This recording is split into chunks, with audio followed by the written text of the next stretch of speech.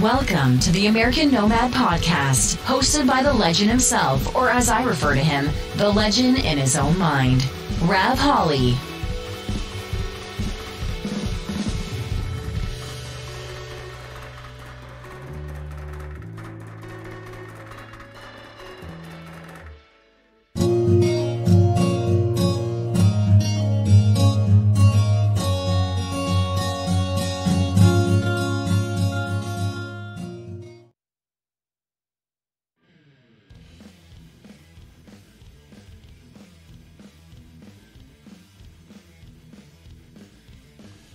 What is up, everyone?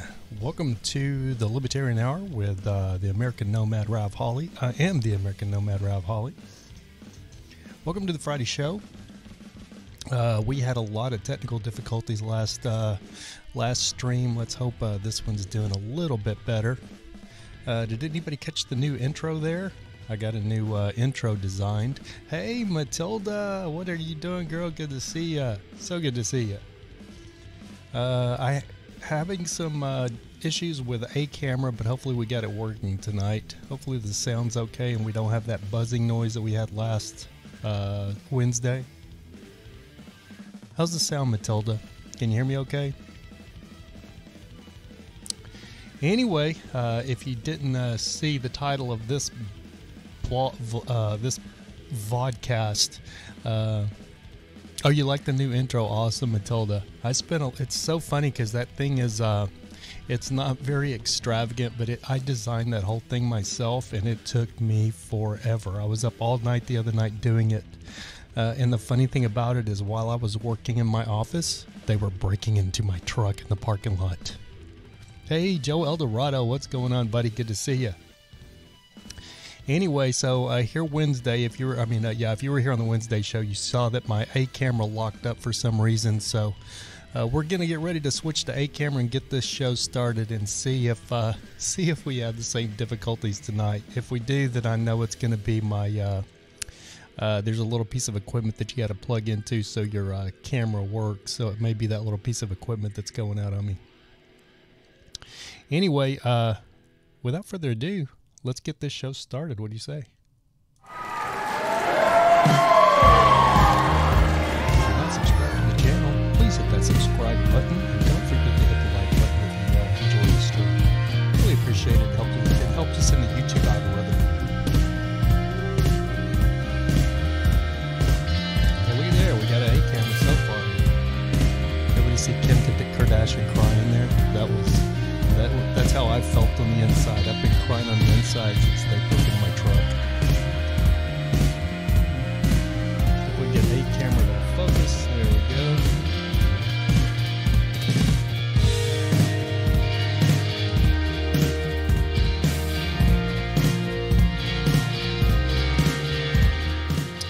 Yeah, Matilda, it's a bummer. But you know, it's something that I just I've felt like it's been coming for a while. I was hoping, you always hope that it won't, but I'd been lucky.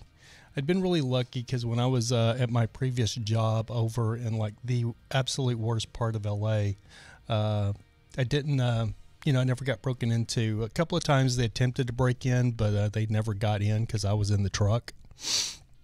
But over here, a lot of times I'm either playing Call of Duty all night in my office, or which this time I was being productive. I was up working all night, working on some stuff for the stream. The new, if you saw the new intro that I did. So I'm going to start doing videos again. So I needed a new intro because the only intro I have is the old one that I had designed like 6 years ago. That's just for ravholly.com.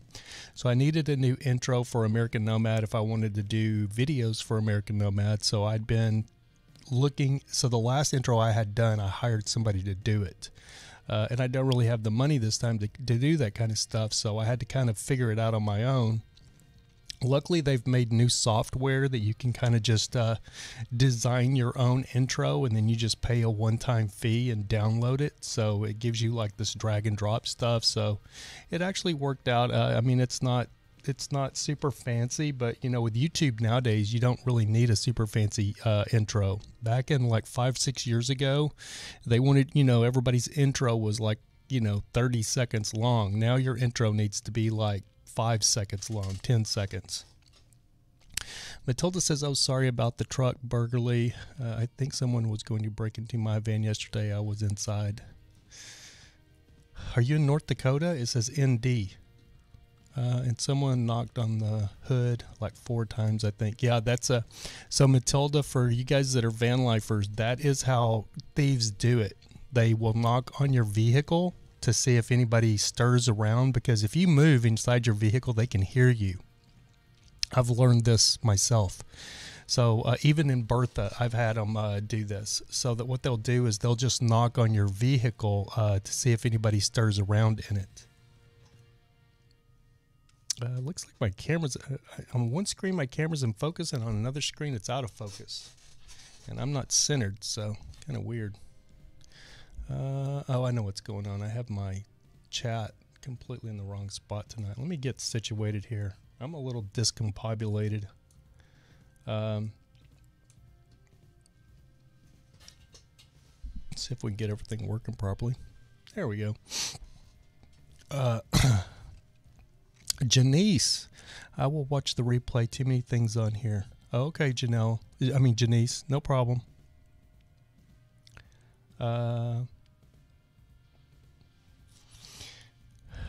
But yeah, so that's what they'll do if somebody's contemplating breaking into your rig. What they will do is they will literally just knock on your rig and see if they, you know, if it startles anybody, and that way they know somebody. They feel like they know somebody's in there. So you'll definitely get that.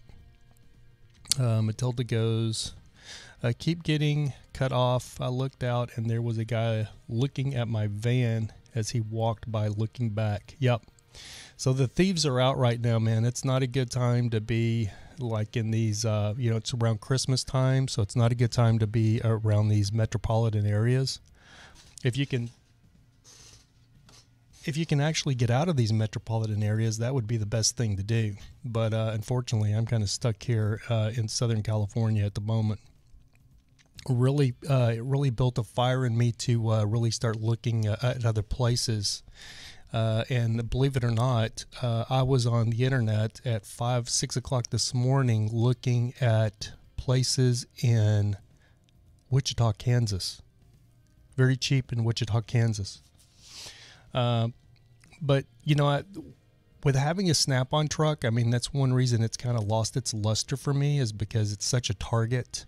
And that's what kind of ruined my fun with the truck when I first got it.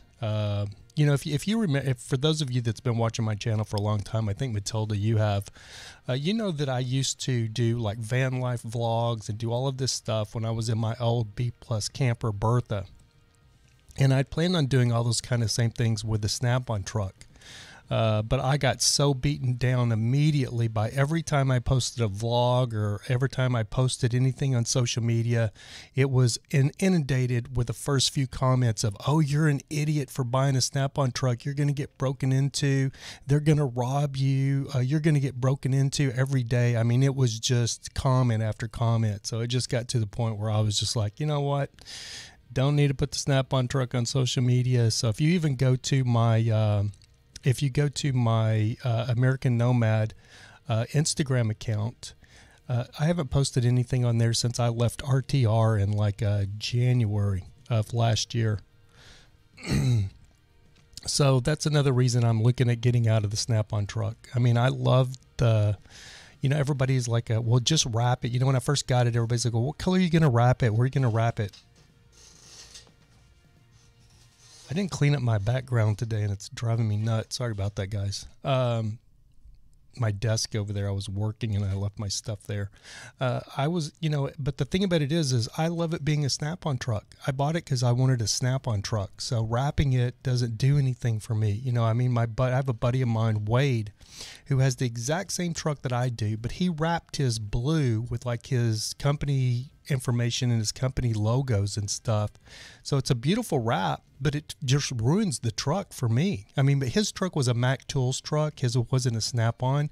It's literally the exact same truck I have. His truck was originally a Snap-on Tools truck. And then the Snap-on guy sold it to a Mac Tool truck guy.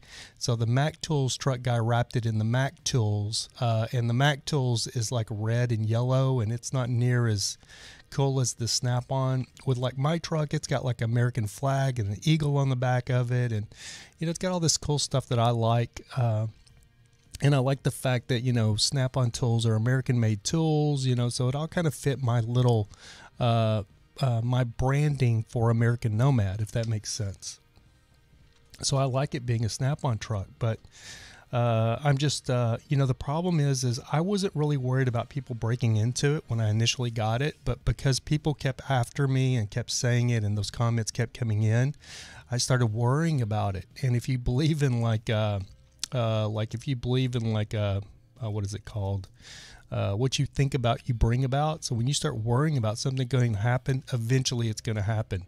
And it was funny because just the Wednesday podcast, I believe I said on that podcast, I'd have to go back and watch it, but I actually believe I said like, oh, you know, I have both of my trucks. I have Bertha and the Snap-on truck. They're parked right here in the parking lot and they're both safe and everything's good because I'm over here in Orange County. I'm not in the ghetto anymore. So I don't even worry about anything. And sure enough, that exact night after I said that, my truck got broken into.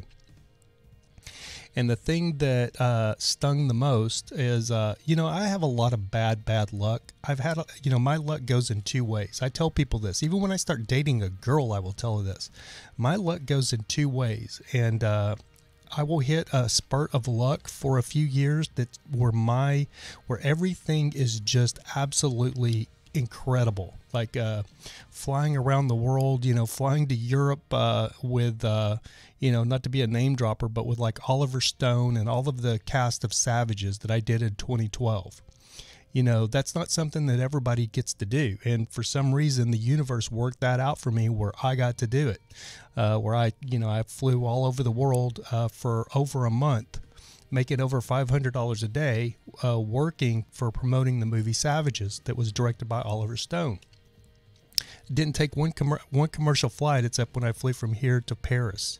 And I've mentioned this, I've talked about it before, but you know, that's the kind of things that I look at as my good luck years. 2012 was my best year in years. But I think I had so much good luck in that year that it's just wiped me out for maybe the next decade, because my luck is just, ever since 2012, my luck has just nosedived. Like I had to close my studio 2 years after that in 2014. When 2012, I had a banner year as far as money.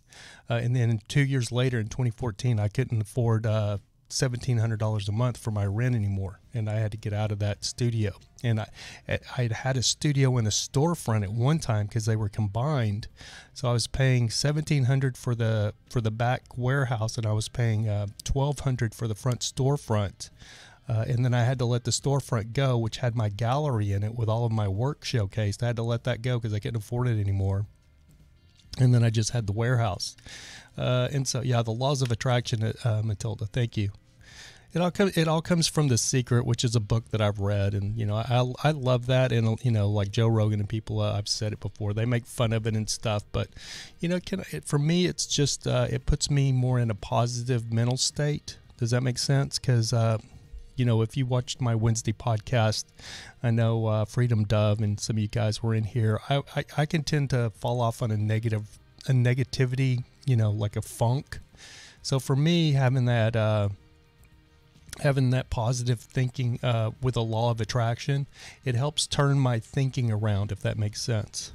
Because I can tell you, like, usually, like, I would have been devastated by my truck getting broken into, but now me letting go of my personal possessions, you know, I just take it as, you know, it's a bummer. It like hurts you internally, but you just kind of like, well, it's just stuff, you know what I mean? But here's where my bad luck sets in.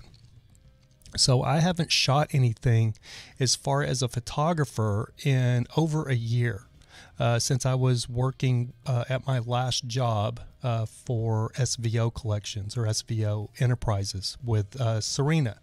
I shot all of this stuff for her all of her new leggings line, and we built the website with all the photos that I shot, and so when I had my studio, I invested in 2012. When I had the money, when I was making really good money in 2011, actually, when I was making really good money, I really invested heavily in these very expensive studio lights. They were $1,000 a piece, and they're like $889 a piece, and I bought 4 of them. Well, actually, there's 2 that are 1,000, and I think the 1250s are maybe 600 or 700. I'd have to look. But anyway, I bought these studio lights, and they've been in my storage right around the corner, locked up in my storage unit. That's it's like Fort Knox over there, my storage unit. And they were in this big, huge, expensive Pelican case. And I've flown these lights. They've flown to Florida. I've had them shipped to Florida when I did a music video over there and some photography over there. I've shipped them all over in this big Pelican case. But they're very, very expensive lights. They're called photogenics. And super expensive, very photogenics, 1250 DRs and 2500 DRs. And so, you know what?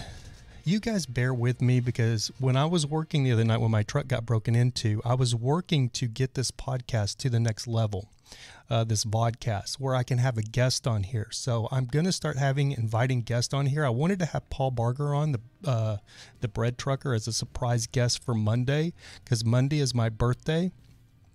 I don't know if it's going to happen. I wanted him to come on tonight, but he had some prior engagement going on. He just went viral on TikTok. I was talking to him earlier today. I'm kind of all over the place. I apologize today. But I was talking to him on this morning, because he's done a bunch of stuff to his truck. It looks really awesome. If you're a fan of the bread trucker and you follow his Instagram, go check out his Instagram, because he's put like the old decals back on his bread truck, his step van. It looks incredible. He put a big bread trucker logo on there, breadtrucker.com, and just his step van is just, he's doing such a wonderful thing with his step van. But anyway, so let me do this. So when I was working the other night, I was working on trying to take this podcast where I could have guests on. Well, this platform that I'm using right now for streaming software is called OBS Studio, and you can have a guest in OBS Studio, but it's very, very, very complicated. OBS Studio in itself is not an easy software to learn. It takes a lot to figure it out. I figured it out, and I'm still learning stuff every day because it's so complicated. But I tried to do some research the other night and figure out, like, how can I live stream and have a guest on with OBS Studio. And I finally went through all the YouTube videos trying to figure it out, and finally I realized, like, you know what, it's not worth to do it in OBS Studio. Let me start looking at if there's any easier solutions. And I actually found another solution, and it's called StreamYard. And another one of my Nomad buddies, not Random Nomad, but Nomad, God, what does he call himself? I can't think of his name right now. All right, give him a shout out. Nomad Unbroken. He's got a YouTube channel, and he actually just streams on his phone or a laptop, and I've always seen he was use StreamYard, because up in the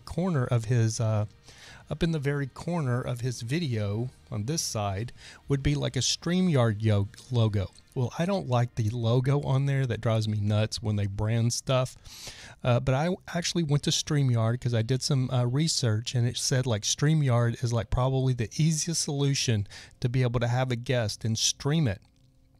It's very easy to stream, like on, with Zoom or whatever, but streaming and then being able to doing a video cast where you see it.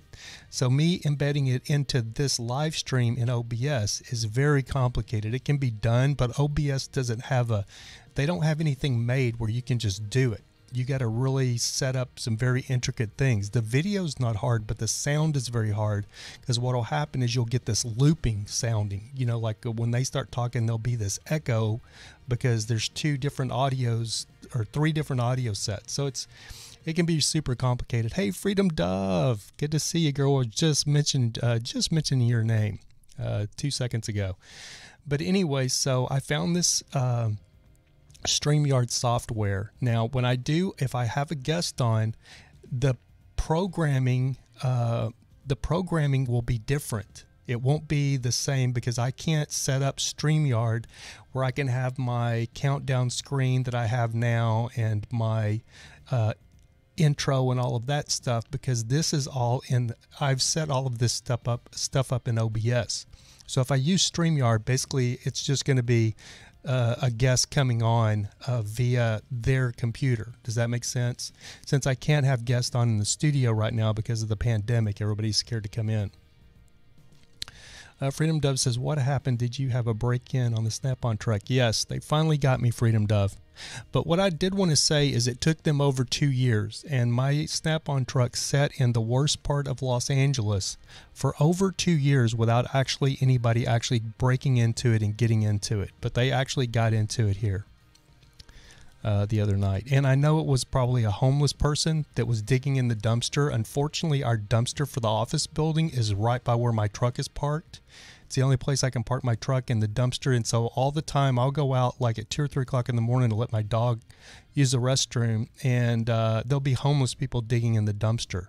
And what they did was there was like a half a pallet by the dumpster, and they took the half a pallet, leaned it up against a truck, because my window is up so high you can't just like reach into the window. It's way up there. It's like, 4.5, 5 foot off the ground. So they took a pallet, this little pallet, leaned it up against a truck, crawled up on the pallet, knocked the window out, reached in and got the door open. And so what they took was, what I was saying is I was going to show you I set this stuff up. Let's see if it'll work. Because I watch like other podcasters, vodcasters like Tim Pool, and he's always like looking stuff up. And when he looks stuff up, he shows it on his screen. I'm like, how does he do that? So that was another thing that I learned the other night. And you can do this in StreamYard. It's very easy to do in StreamYard. So I was like, well, if you can do it in StreamYard, I should be able to do it in OBS. So I started looking around and trying to figure it out. And I spent, like I said, all night long figuring this out. So I'm going to test it live right now because I can't really test it. You can test it, but it doesn't, you don't know if it's going to work. So we're going to try this. And it should show me being able to get on the internet here. Let's see. Oh, there we go. It shows my screen. And so that's everything I've got running right now, guys. You can see the... So I've got 2 screens here. This one's in front of me that I'm looking at, but then I have my other screen here to the side that's got all of my streaming stuff going. It's got my B camera software at the top, Sparko Cam, and then in the middle it's got OBS running, and then at the very bottom I have Audacity running, recording the audio for just the audio version of the podcast. But here's what we're going to test. So I should be able to click on Microsoft Edge here, and you guys should be able to see if it works. Let's see if it works. You guys should be able to see my browser in the window beside, and I should be able to scroll. Let's see if it works. I've got a delay on the YouTube, so I'm watching the YouTube, so there's a delay there. And oh, I know what I was going to do. Yep, there it goes. How about that? It's working. So I was going to show you the lights that they stole. So anyway, I had a photo shoot, or I had friends of mine that I love them to death. They're the ones that live very close to me. Kim and Brent. I shot their wedding for them like 5 years ago. And hey, Lance Hale, good to see you, buddy. I shot their wedding for them like 5 years ago, and they Kim had asked me if I would do some Christmas pictures for them because they just wanted one picture for a Christmas card. So I was like, yeah, sure, no problem. So last Monday, I went and did their Christmas pictures, but I had to go to my storage. And get my expensive lighting, my case with my 4 photogenic lights in it to have a strobe light for photography. So I went to my storage Monday, picked up the lights. I went over there. Was it Monday? No, it was Sunday. I'm sorry, it was Sunday. So I went Sunday, got my lights, went to Kim and Brent's house, did the photos, and then they talked me into staying the night because they have a beautiful house with a guest bedroom that I stay in. I watched their dog when they were out of town. It's the same friends. But anyway, I did their photos. And then on, I stayed there Monday as well, which I didn't have a podcast because I was at their house because they talked me into staying. And so I stayed there and Ben's watched The Boys on, they have Amazon Prime. But anyway, so Tuesday I came back, and on my way back to the office, I was going to drop by my storage and drop my case of lights back off in the storage, but I was going to grab something to eat, and I noticed I didn't have my wallet. So I started freaking out. I pulled into like a parking lot, and then I got out to go eat, and I reached in my back pocket, and I didn't have my wallet. So I'm like, oh my God, where's my wallet? Did I leave it at Kim and Brent's? So I texted Kim, and I'm like, hey, I think I'm on my way back because I think I forgot my wallet. I left my wallet there, but I looked over their house before I left to make sure I didn't leave anything. So I'm like freaking out because I can't find my wallet. I can't get anything to eat and I'm stopped in a parking lot. I'd parked to go get something to eat. So I'm like, well, let me just go to the office and look through my stuff and see if I find my wallet. And if not, then I'll drive back to Kim and Brent's and find it there. So Kim's back at the house looking for it. I come to the office. I'm going through everything, and sure enough, I bring in my camera case, my Pelican camera case that's got all my camera equipment in it, and sure enough, I found my wallet in there. So I'm like, whew, okay, that emergency averted. But instead of getting my lazy butt up and going back to my storage and taking the lighting, my big lighting Pelican case, because it's huge, it's a big case, huge case. The case itself was like $400.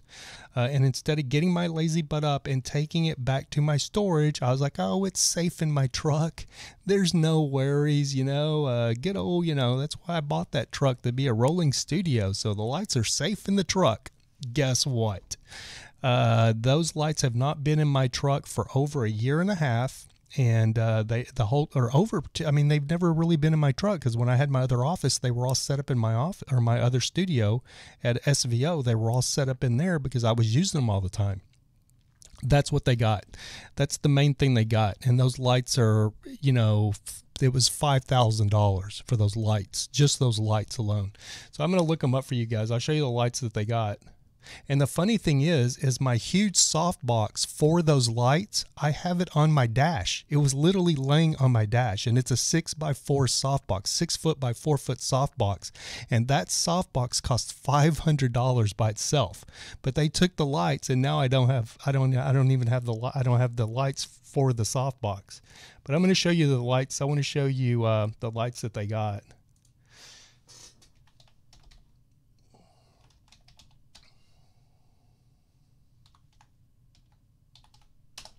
So these were my expensive, the big expensive ones. So these are the photogenic DRs, and let's see, that's a DRC. So they didn't get I didn't have the DRC. I just had the DRs. Yeah, so here they are. That's a DRC. So they were $868, and I can tell you I paid more than that for my lights. I paid $880, I think $889 plus tax for them at Sammy's Camera when I bought them. And I basically just bought them on a whim because I got a huge paycheck in for a job that I did. And so the $5,000 that they cost didn't even, it was not even half the check. So I made one of those business decisions, like, hey, like right now would be the time, since I have the money, like right now would be the time just to go buy those lights. And so that's exactly what I did. Or I said, I'm just going to go light shopping and see what's up. And so that's what I did. And I found those lights. Or I didn't find them. I bought them. Yeah. So this is the lights that they took. This is a DRC, which I think the C is for remote control or something. So mine weren't a DRC. Mine were just a PLR 2500 DR. So mine were like, these are 1,000 because it's the C. You can use a certain kind of remote or something that they trigger. Mine didn't have that. They were just a DR. They weren't a DRC. But that's the lights that they took. And they got 4 of these, and then they got the 1250s, which is a little cheaper. Let's see.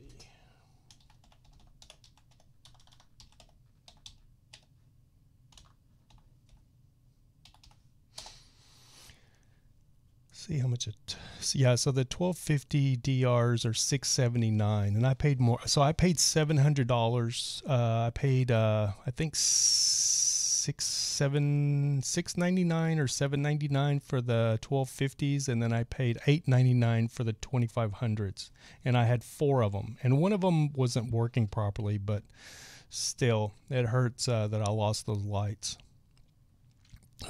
because you can't even replace those lights. You can't even replace those. Do you have insurance? No, I don't. I used to have photography insurance, Matilda, when I had my studio, but I can't afford that stuff anymore. All of those kind of things I had to let go. I used to have business insurance when I had a studio.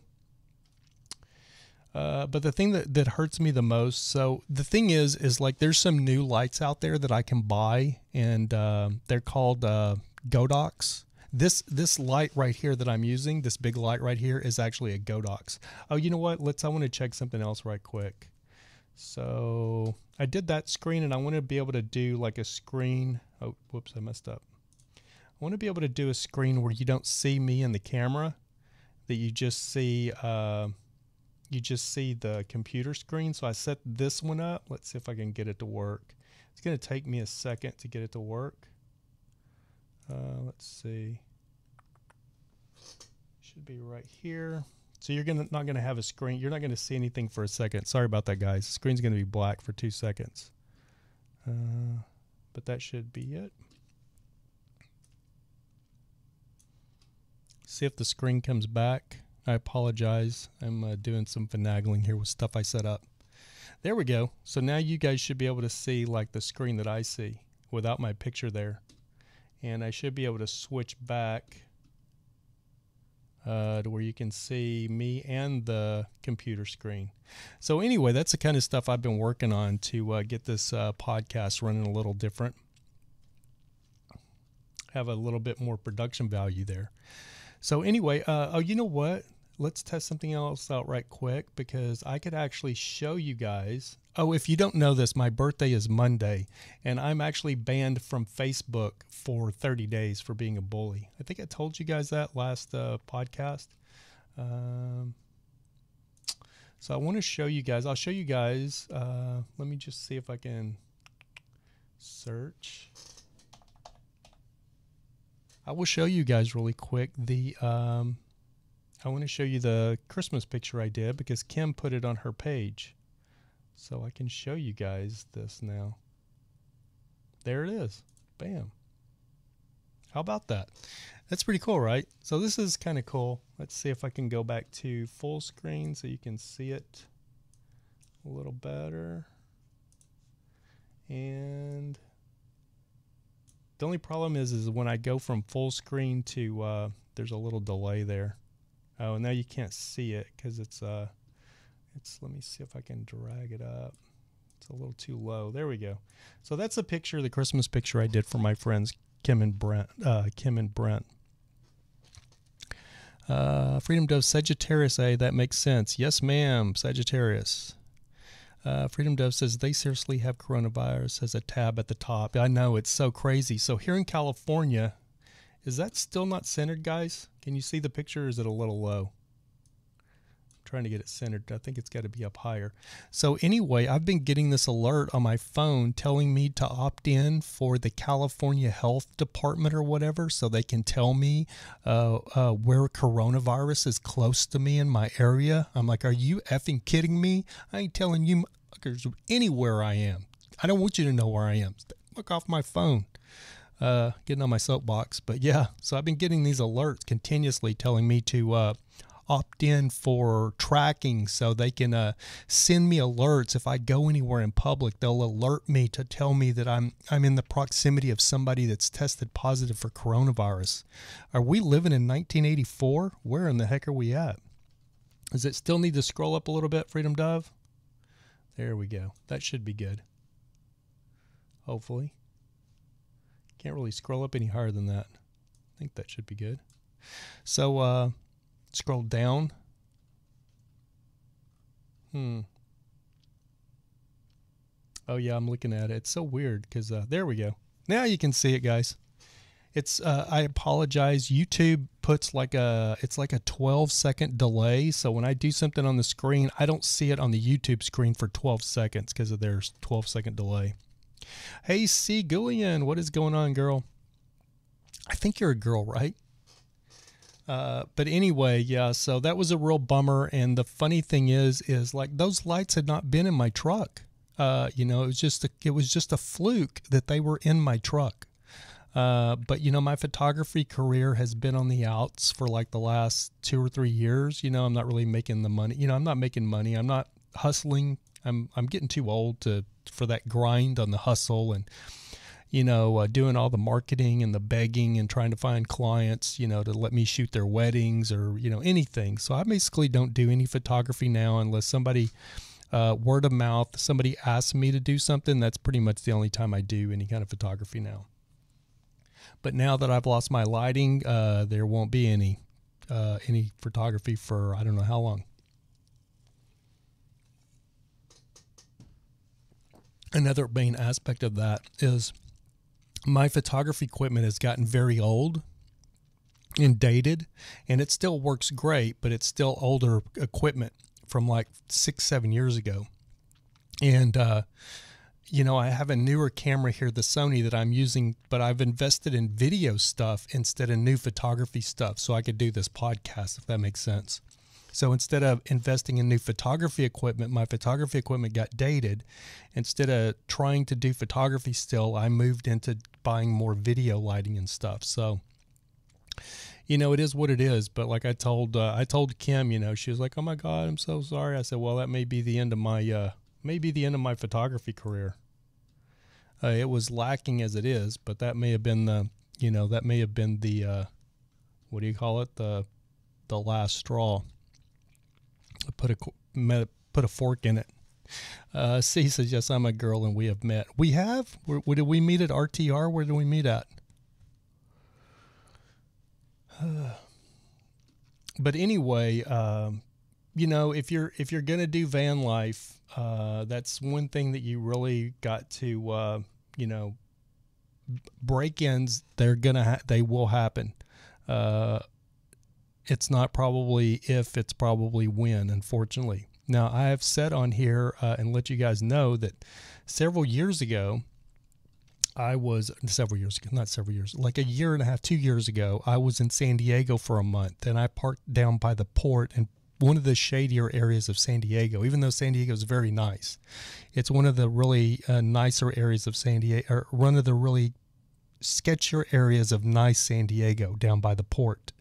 And it's kind of where they will leave you alone down there, because in San Diego, you know, they keep an eye on you, and like there's not supposed to be any sleeping in your vehicle overnight. They have like a city ordinance and stuff like that. And so I parked down there by the port, and this really nice van life, you know, the celebrity looking, you know, little vegan, gorgeous little couple in like their $100,000 Sprinter, Winnebago or build out, you know, their $60,000 Sprinter with a $30,000, $40,000 build out. They pulled up and parked right in front of my Snap-on truck. And, I heard them pulling up, but I was getting ready. I was getting my electric bike out, and I'd just gotten ready to go to downtown San Diego to the gas lamp district, which was on my electric bike, like a 10-minute bike ride, to go eat dinner.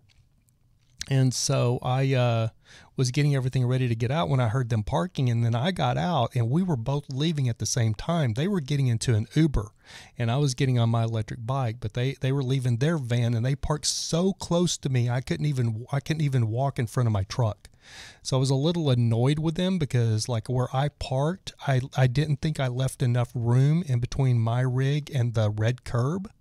But evidently they figured I did, and they literally backed their rig up. I'm not kidding you. It was like 2 inches from my bumper. So that irritated me, but, you know, I just like, whatever, you know, it's not a big deal. They wanted to squeeze in there, so they did.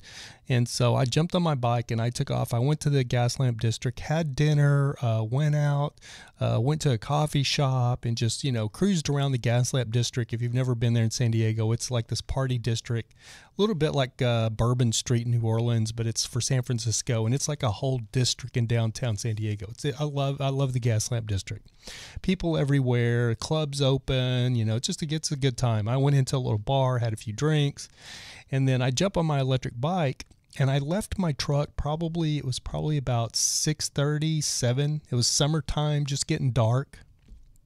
So I leave downtown. It was probably around 1:30 a.m.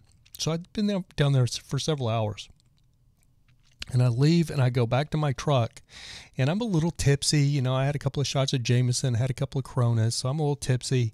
And as I'm topping this hill, to where I could see my truck, I top this hill on my electric bike, and I look and I can see cop cars at my truck. I'm like, oh no. I can see like a cop car from a distance. Now, granted, I'm still like a quarter mile away. It's a long way to my truck, but I can distinctly see a cop car sitting there by my truck. And I'm like, oh no, what's going on? Somebody complained, or, what is the deal? So now I'm freaking out, or somebody break into my truck. Like, I'm freaking out. Like, so I'm, my bike will do like 20 miles an hour. So I've just got it pegged, headed to my truck. I get to the Snap-on truck just as the cops are leaving. They get in their car and they're driving away as I get there. And the girl from the nice Sprinter and her husband or her boyfriend or husband, I'm not sure what they were. He's consoling her and she's crying. And I pull up on the sidewalk, and since I can't go in front of my truck, I go behind my truck and come out behind them and kind of startle them, because they're parked right in front of me, and they're on the sidewalk where their big sliding door slides open, and the door is open, and you can see where somebody took like a pry bar and pried the door open, because they had some kind of safety lock on it. So they busted the window out on the passenger side. They still couldn't open the door, so they took a pry bar and pried it open, and so the door wouldn't even close because they jacked up the door where you couldn't close the door. So, but they stole everything out of that Sprinter van. I mean, they took the TV off the wall. They took everything, it was like one of the saddest things. They just stripped it.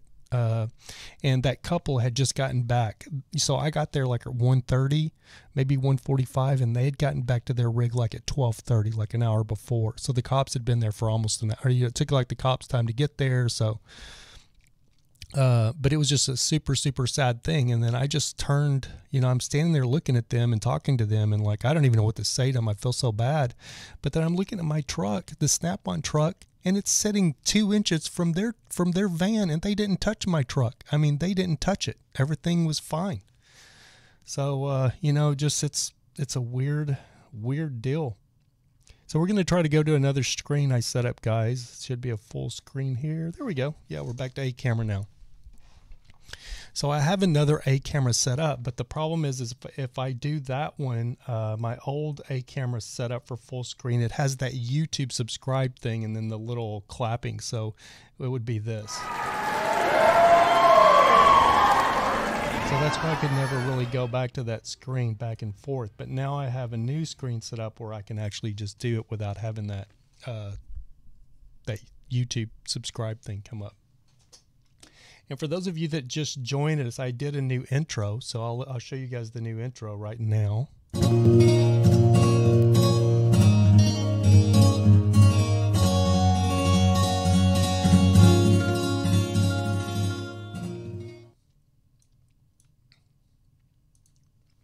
Yeah, so I've been working on stuff. The funny thing is I was so excited for myself, figuring these things out that I didn't know how to do, and finally getting them figured out. And then while I was figuring this stuff out, I worked all night doing it. I spent hours figuring it out. And now, like I said, I can use Streamlabs and have a guest on. So if anybody wants to call in on my birthday Monday, send me an email at ravholly@gmail.com, because I would like to schedule a guest, maybe the bread trucker, somebody. I want somebody to come on. I want to start scheduling some guests to come on maybe once a week, maybe on Wednesday night, or maybe Friday night would be good, to try to have a guest on sometimes until I can start having people in the studio. Thanks, Joe. I appreciate that, man. It's not very fancy. I did it myself with some software that you can use. I can't even remember the name of the software, but yeah. So you know, it's not nothing crazy fancy, but it works, I think. And so I can do regular videos now and have an intro for it. Let me go back to the room here. C says we met at Party R at Paul's camp, I think. Then I at Schoolie Palooza. I also go by CC. Missed you at Slabs. Oh, you're CC. That your van burned down at. Are you CC that you're burned? You and your boyfriend. What was your boyfriend's name? You're CC that your van. You had a Dodge van, right? That you pulled up the van build and your van caught on fire, and then they built you out a new van, if I'm not mistaken. No, I know they built you out a new van. I've seen it. If it's the CC I'm thinking about. But anyway, yeah, so I've been working on this stuff a little bit, but I can have a guest on, but it just won't be the same format, because on Streamlabs I can't do all of the things that I do in OBS, if that makes sense. But if I'm going to have a guest on, then it doesn't really matter. We'll just stream it on Streamlabs. Now, Streamlabs has a version where I can do like my intro and stuff and kind of make like a custom stream, but it's $20 a month. They have a free version where you have the Streamlabs logo up in the corner, and you can't add your intro, you can't add anything to it. You can just basically stream a guest. You can have some titles and stuff like that, but you don't get like because you can customize it. If you pay $20 a month, you can customize it so you can have like a full stream. But unfortunately, OBS, which is free, I can't even if I paid the $20 a month, I couldn't even set up Streamlabs to be as the StreamYard. I couldn't even set up StreamYard to be as good as OBS, if that makes sense. I like my format with OBS, but if I could actually just transfer everything I have set up from OBS, if I could transfer it so it would work the same format in StreamYard, I actually might pay the $20, try to pay the $20 a month. But because it doesn't, I'm not going to add that added expense to my budget. When I'm trying to keep a low budget, I'm not going to add that expense to my budget when I don't know how often I'll have a guest on. You know what I mean? But if I keep having problems with OBS, I may start doing some streams on StreamYard, using StreamYard, because I can stream it to YouTube. CC says, I was in San Diego when the lockdown started in California. Scary stuff. Yes. I'm still in Orange County, CC. Where are you at now? Are you in Phoenix? Are you in a Quartzsite?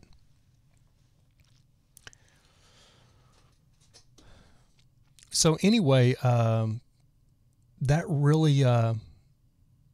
CC says your current setup is pretty nice. Thank you so much, CC. So this is another thing. So with my Snap-on truck, you know, I bought that thing to build a studio, to have this studio in that truck. And now I'm so paranoid, because if I would have had all of this stuff in that truck, who knows what they would have took of this equipment that I use for this stream. So that is another one of the dilemmas of living in your truck and working out of your truck. But I think, you know, and then like Cece that's in the room, her freaking van burned up. I mean, it actually caught on fire and burned. I'm wondering if I can find that video. Bear with me, guys. We're going to try something here. Let's go to the YouTube and...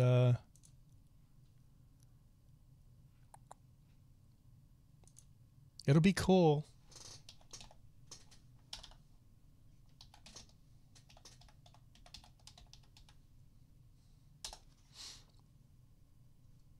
Yeah, check this out.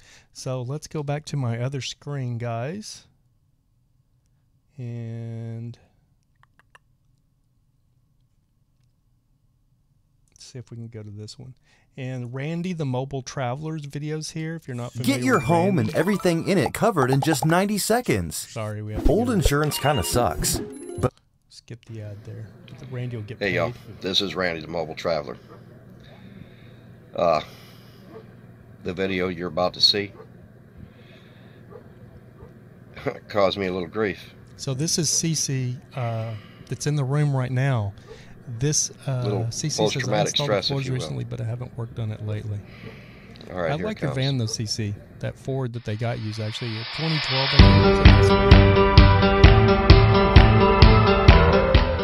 think. Randy's stuff's a little loud. So this is Randy the Mobile Traveler's video, and it's actually going to have CC's van, her high top. Well, here you have it. Van. So Cece that's in the room Cece, right your now, she said boyfriend. I'll be right back. They're losing everything. That's her Right as we van speak. at Van Build They 2019 have lost every single thing burning. in this bus. No reason for it. No idea how it started. We are at the pre-van build 2019. She was away from her rig. I came up upon it. And so you driving, guys that I are saw the listening smoke. just to the audio, And yeah, we're there was looking little at PTSD there. Randy the Mobile Traveler's YouTube channel. I And he's can't got believe it. some pictures, and he actually has some video of Like I said, Cece's rig. And I am If we doing can a fast forward here because he's done a lot of commentary. Maybe he doesn't have video. when I know more. I guess he just has pictures. But anyway, that was Cece's van at the 2019 van build. She went to the van build to get solar installed and there's several the Campulance man. I think this was the very first video I saw. Was the Campulance man. And so this is Cece's van here.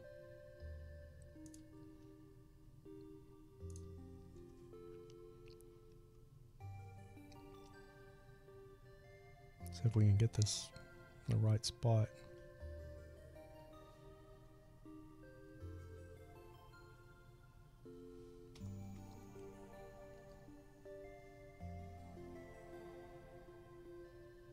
Well, I'm moving it around. That's not in the right spot. But yeah, that was Cece's van at Van Build. That so that's a problem with this thing is I can get it, but getting it scrolled to just the right spot where you guys can see it. It's about the best I can do. If I put it on full screen, it's in the wrong spot. Matilda, I don't believe they ever found out what started the fire. But when it comes to van life, guys, so here's the two biggest catastrophes that really can take your breath away if you're a van lifer. This is one of them. This is the biggest one. A fire is like, because if your rig catches on fire and it burns, you know, you're done. You lose everything. And Cece went through that. And then the other one is like what happened to me, just happened to me Monday night, where they break into it and steal everything. But with that being said,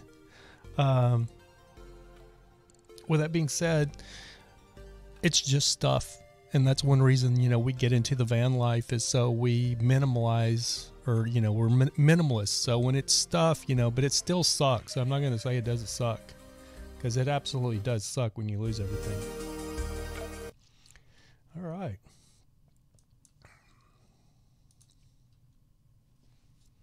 And let's see if we can go back to.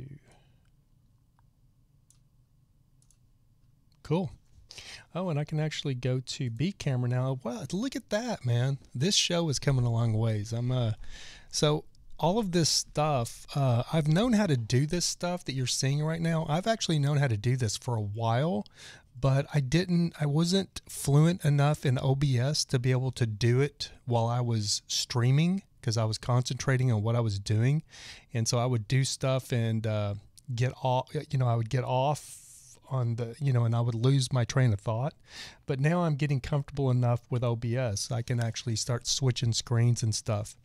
You know, I said like back like a month and a half ago, like even before I went to Texas, that I wanted, like the last piece of equipment that I wanted to buy was a Stream Deck.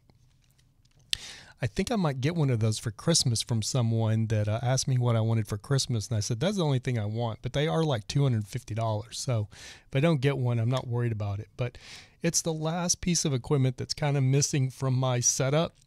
And, all it does is like, it takes me a second because like I have to switch between screens with a mouse. So I have to move my mouse around to switch, between the screens. And if you have a Stream Deck, it's this little thing that just has a button. You can program a button, so all you have to do is just push a button, which is like a radio or like a TV show. You have a switcher that you can switch between cameras and graphics and stuff like that. So that's what a Stream Deck is. So if I do get a Stream Deck, it'll help me streamline, but because before I wasn't comfortable enough switching between screens, so I never set up all of the screens I needed so I could do these other things. But now I'm getting fluent enough and comfortable enough with OBS. I've learned it enough that I get, I'm confident. So anyway, I'm going to show you guys my new intro. I think everybody's seen it, but if you haven't, this is a new intro I just did.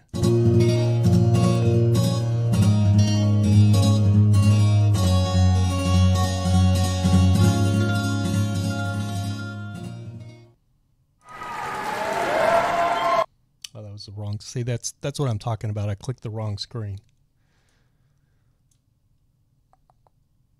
And now we're back. So anyway, I'm working on this stuff to try to, make this podcast a little bit more enjoyable and have a little bit higher production value so you guys don't get so bored of just listening to me talk about nothing. And then the other thing I wanted is like when I was talking about the pictures that I took for my friend Kim, it'd be cool if I could just bring her page up and show you guys what I'm talking about. So that's kind of where I am now. I've been working on that stuff.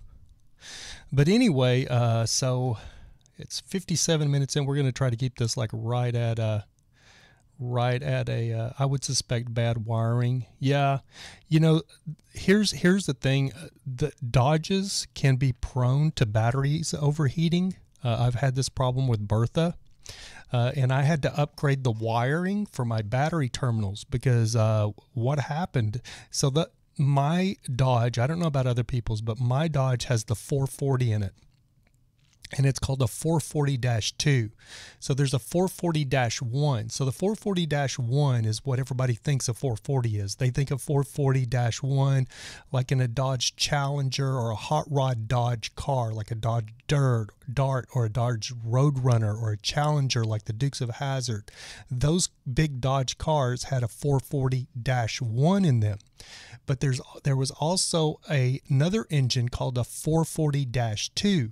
That was made by Dodge just for motorhomes and heavy equipment. It was basically a Dodge 440 that had different heads and different stuff in the block and the motor itself to make it more of a torquey motor instead of a high-end performance motor, if that makes sense.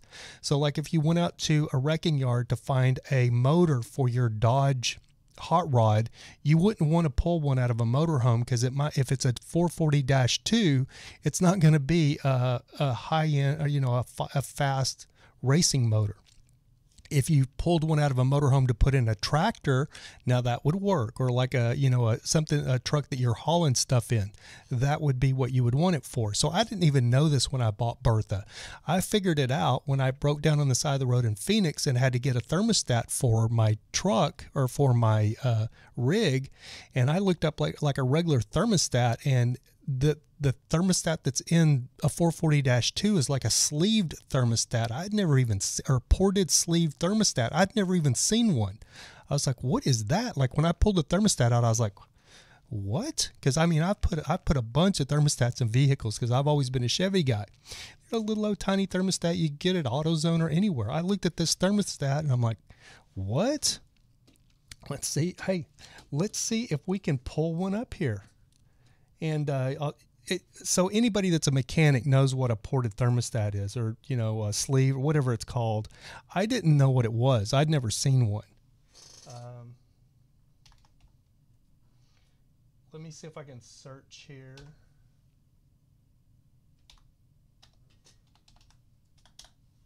I'm not sure if it'll bring it up. so you can see what I'm talking about. Yeah, here we go, right here. So let me go back to my screen so you guys can see. It takes it a minute to switch to the screen. Let's see. There we go. So this is the thermostat that is like in Bertha. There we go. I think you guys can see. Oh, we're getting pop-ups for advertisements. So I think you guys can see that. So I'd never seen a thermostat like that, because if you look at just a regular thermostat, they don't look like they don't have this. It's called a, I can't remember what it's called exactly. It's actually got a name. But anyway, that's what the thermostat looks like that's in Bertha. That goes in like a 440-2. Now a 440-1 just has like a regular thermostat. So let's just look at a -1 thermostat. So I didn't even know Bertha had a 440-2. I didn't even know there was any such thing as a 440-2. Let's see if we can find a regular. Yeah, so here's a regular thermostat that would go into like just a 440-1. This is a Dodge thermostat, but that's pretty much what any, like a 350 Chevy, a 460 Ford, they all use this same type thermostat. Every car I've ever seen uses the same thermostat. So I didn't even know what that 440-2 thermostat was. When I pulled the thermostat, I was like, what in the hell is this? And then, so that's what a regular old thermostat looks like. So anyway, I was like, what is this? And so I actually started looking for that thermostat that I needed, and they were not easy to find. I finally found one. They didn't have them at AutoZone. I finally found one at O'Reilly's. O'Reilly's actually had one in stock.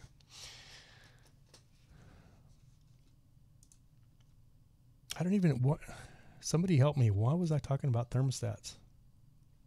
Lost my train of thought. Let's see. Freedom Dove says, we're talking about recent mods, though. Maybe the hitch wiring wasn't done right. Oh, yeah. So I was talking about catching on fire. So my old Dodge Bertha, so those 440-2s in the Dodge, they run very hot. The manifolds run so hot that those manifolds don't last a whole lot, really long time. And I pulled into a Home Depot one night, or one morning. I pulled in like at 5 in the morning and was going to pull in and wait on the Home Depot to open because I needed to get some stuff. And it was the craziest thing, because I pulled into a Home Depot, and as I parked and shut Bertha off, there was black smoke billowing from under the hood. I was like, what in the hell? And so I popped the hood really quick. I grabbed my fire extinguisher, popped the hood really quick, and opened up the hood. And sure enough, the battery cable is on fire. The insulation is on fire. So I'm like, what is going on? So I put the fire out, and it burned all the insulation off of the ground wire. I was like, what in the hell? So I started doing some research, and sure enough, on that Dodge 440-2, somebody had replaced the negative cable, the battery terminal cable, but they used too small a gauge of wire for that engine, because that engine runs really hot. And so I ended up replacing it. It put too much amperage through that wire. It was too small. So it was too small of a gauge. So I ended up replacing, I was lucky, I was in a Home Depot parking lot. I ended up replacing that whole negative with a larger diameter wire, and I've never had that problem since. Because what I would do is I would get out and check it and see if after I put the bigger one on there, see if it even got hot, and it never even got hot. But, it could have been anything, you know what I mean? As far as catching on fire, I mean, there's a lot of things that'll catch a vehicle on fire. It was funny because I've been looking at these Bluebird buses that I showed you, and Wonder Lodges, and there was another bus I looked at called the American Dream, which is a beautiful bus. And they're like $200,000 bus. And I found one that's got some water damage, but I don't mind tearing out the water damage. It's not that bad, but it'd have to be fixed at some point. It's a cosmetical thing. But all of these buses I'm looking at that are like that bus, they're all priced out at about 40, 50, 60,000. I found one for like 10 grand because it needs some water damage replacement. But it's got an amazing 8.3 Cummins diesel in it with Allison transmission, 3060 transmission, which the motor and the transmission out of that bus is worth more than what she's asking for the bus. And this is a big, if you search, let's go back to our full screen. I can't think it's made by, it's not Provost, but the American Dream. Let's see if we can go back to the full screen here, and we'll try to bring this back up.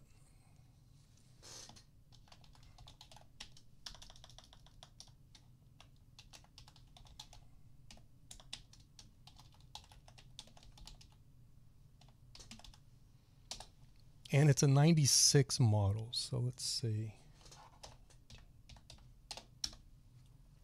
So yeah, it's I still like the Wonder Lodges, but this is what this coach looks like, and it's got a custom wrap on it, and it's a diesel pusher, so you have the engine in the back. This is exactly what it looks like, but it's just got a funky, like, Pirates of the Caribbean wrap on it. But yeah, that's an American Dream 96 model. And this one has been, she redone it on the inside, so it's really updated on the inside. Now, before I go any further, let me just say I've never been a big A-Class motorhome fan, but for some reason, I'm really looking at these A-Classes.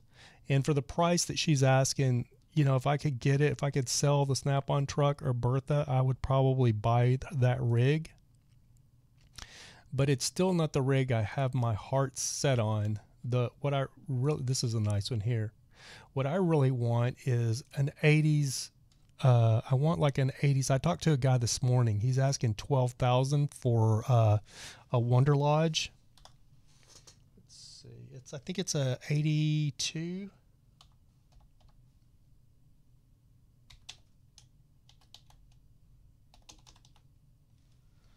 It's a 1982 Wonder Lodge 35. So this is more along the lines of what I want. Is something like this. It's built on a Bluebird chassis. That's a newer one. Yeah, there's one. Here's one. But yeah, I'm a big fan of those. I like the Bluebird. You know, it's like the school bus chassis, but they're built like tanks. The one I'm looking at is like green, but I don't see a green one.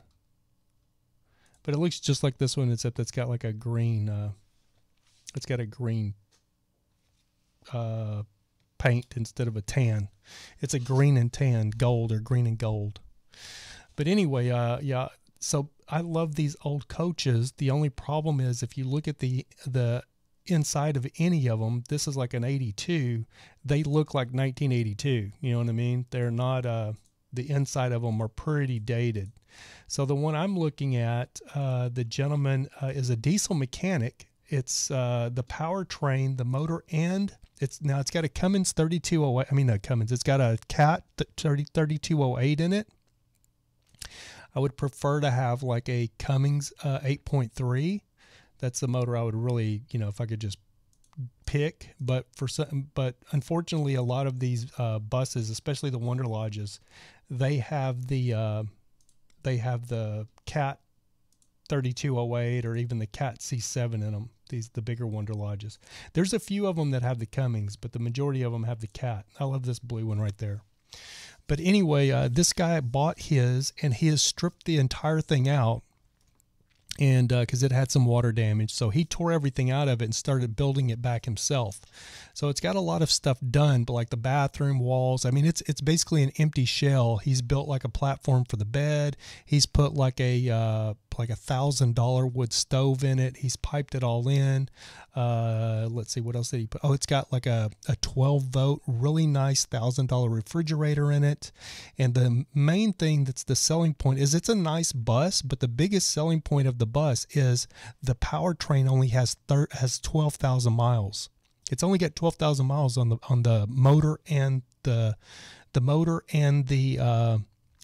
transmission. They replaced both of them several years ago, but it's never been really driven since the the powertrain was replaced. And then the guy that owns it right now is a diesel mechanic. That's what he does for a trade. So he's done all of these upgrades to it to get it to, you know, to where it's at. So that's really something that I'm actually really looking at. I would actually show it to you guys. Let me see if I can find it. I believe it is on... Is it on Craigslist or is it on Facebook? I think it's Craigslist. I'm going to show it to you guys, and so one of you guys are going to go run out and buy it, aren't you?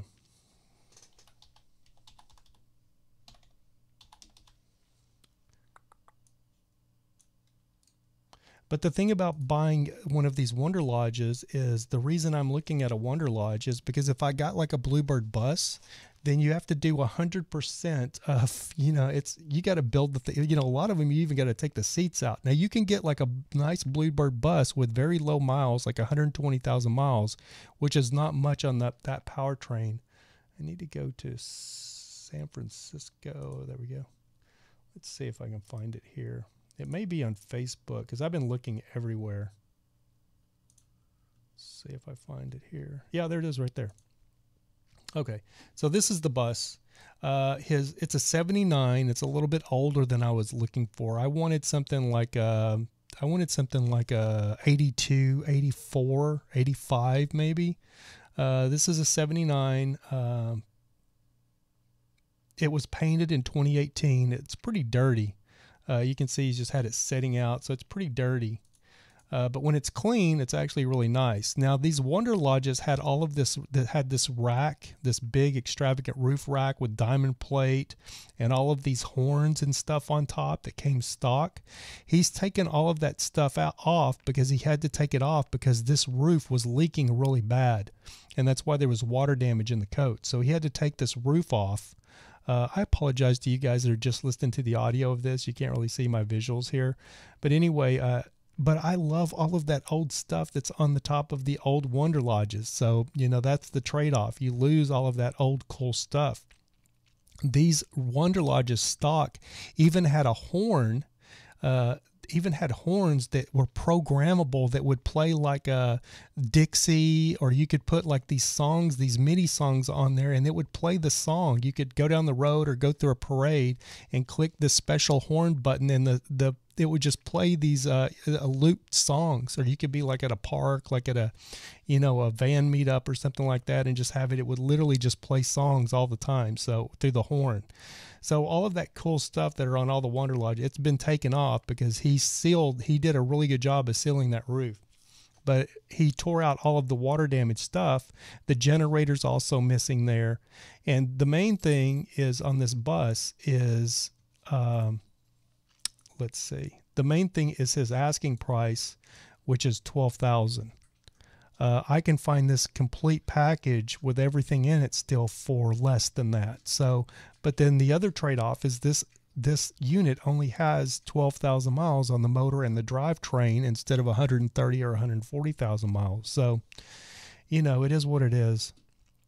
We'll go through some of the pictures here. But it's pretty dirty right there. And the generator's gone. He said the generator didn't work, so he pulled it out.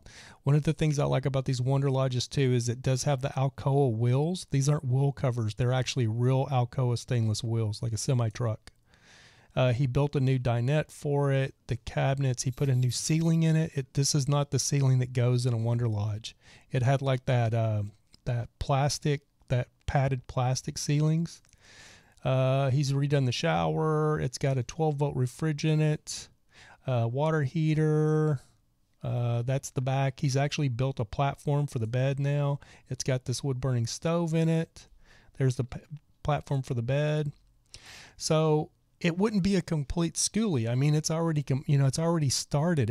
It's got great bones, basically is what I'm talking about. So I could build this thing out exactly like I wanted it.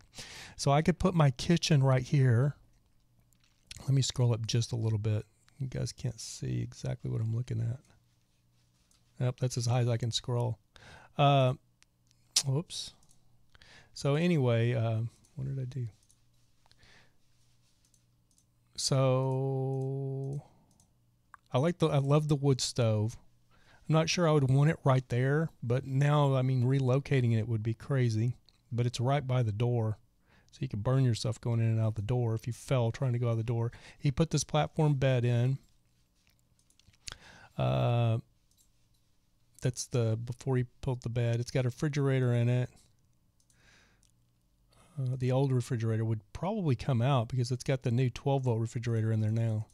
Where did the picture go? I was looking at the layout. There it is. No, that's not it. There it is. So I would build the kitchen on this side. This side of the coach, the driver's side, would all be the kitchen and probably a couch right here. And then on this side, what I would put, because the wood stove is over here, so what I would put right here is I would literally build my office right there. This would be where the studio would be. I would have everything that I have right here in the studio. Everything that I have right here in this studio to do this podcast. I would get this light because this is huge. This is a 4-foot parabolic umbrella. So I would get a smaller umbrella and 2 lights for this side, but I would have my podcast studio right here against this wall.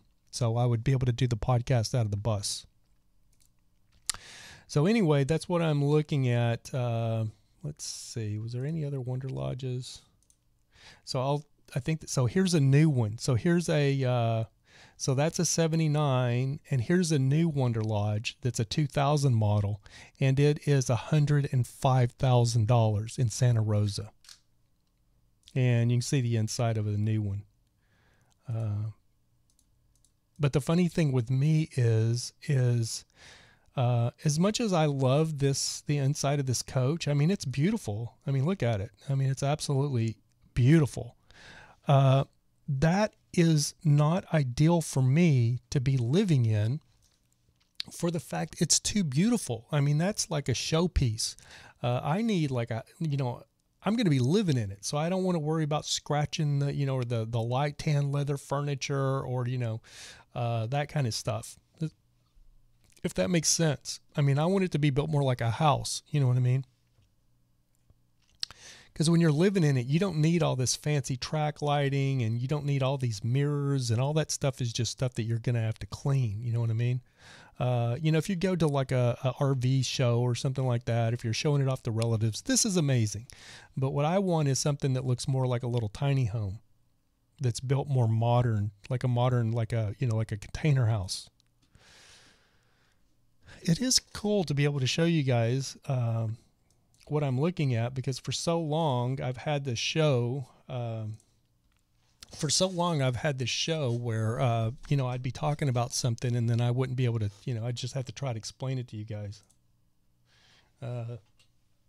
Anyway, gosh, we're 18 minutes past, so I'm running this way longer than I planned on it. Anyway, Monday is my birthday, so I'm trying to get a guest on for my birthday show. Not sure that's going to happen, but if it does happen, just to let you guys know, it will be streaming on Streamlabs. So you're not going to don't be alarmed. I know Random Nomad will probably be freaking out because he really likes the format of how we go through everything. But if we do a show on Streamlabs, it's not going to have the same format. You're not going to see my intro and the same start screen and that kind of stuff. So just so you know, Joel P., what is going on, buddy? Good to see you. I'm so glad I made you a moderator, Freedom Dub, because Random Nomad, who's always in, he's actually not here tonight. So I'd have been here without a moderator. JP, I might take on a build for someone else next year. I'm really interested in following your build some more, JP. So it's funny because I will be the first one to tell you, when I bought my Snap-on truck, I said this at RTR this year and last year. Because the Schoolies, they have like a whole thing called Schoolie Palooza for you guys that don't know. I think everybody in the van community knows. So when RTR, Rubber Tramp Rendezvous, is going on, at the same time, over not too far away from Rubber Tramp Rendezvous or RTR, there's another event going on called Schoolie Palooza. Everybody's welcome there, but it originates, or it's founded around schoolies, converted school buses that have been, made into tiny homes. So there's tons of schoolies there. And I would walk around and I would look at these schoolies, and there's not a lot of headroom in them. Like that was my biggest problem with my B Plus camper bertha is there's like an inch or 2 inches above my head. So you just feel like the ceiling is right on top of you. My Snap-on truck, now I can reach up with my hand in my Snap-on truck, and I can't even reach the roof. That's how much headroom it's got. Like when I'm standing up in my Snap-on truck, I'd have to get up on a step stool to touch the ceiling. It's like I don't know what the headroom is. I should measure it someday because I'm not sure exactly. It's probably close to 8 foot maybe. It's got a lot of headroom in that truck. So you feel like you're in this big, huge space, even when it's a little tiny space.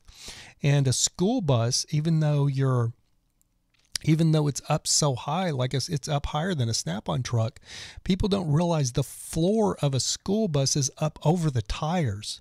So you're losing all of that room around the tires, which I've actually, if you've watched Chris Penn, he just finished his bus and he cut out and is putting all undercarriage storage under that space in between the tires, which what you see like on the big Greyhound buses, which is absolutely amazing to have that big, huge basement. And he built this huge basement. If you haven't seen Chris's Penn latest video on the off-grid schoolie, you got to go check it out because he just painted that bus, and I've been following him for the 3 years that it's taken him to do that bus. And he's just putting I can't even type. He's just putting the finishing touches on it, and it looks absolutely amazing. Probably be better to actually go to Facebook. Let's see. It's so funny because I am banned on Facebook. Look, you see right here. Let me go to a different window here so you guys can see. So yeah, if you see right here, it says account restricted. Only you can see this. So I can't even post anything. I can't like any videos or anything. If I try to do something, it tells me my account is restricted. I'm a bad boy on Facebook. That's why I like Parler. Let's see. So what I want to show you.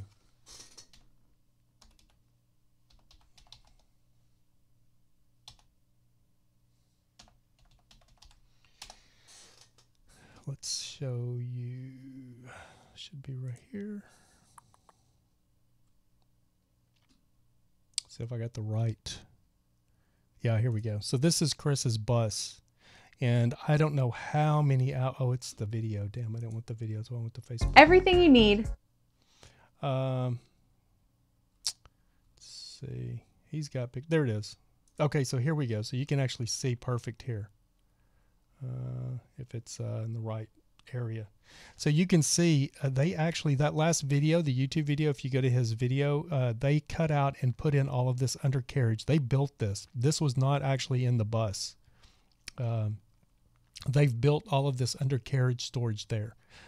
These buses, the floor is up about it's right here at the top of where this is, right under where the shore power is hooked up. So this is the floor in a bus. So that is the reason that Chris did the roof raise, and him and Wes with Transcendence Existence, that's the reason they're doing the roof raises on these buses, so it gives you way more headroom, because since the flooring of a bus is literally right here, people don't realize that. You think you have all of this inside, and you don't. To where my Snap-on truck, you do. The Snap-on truck comes to about right here, but it goes all the way to the ceiling, which would be right here. So you have all of this.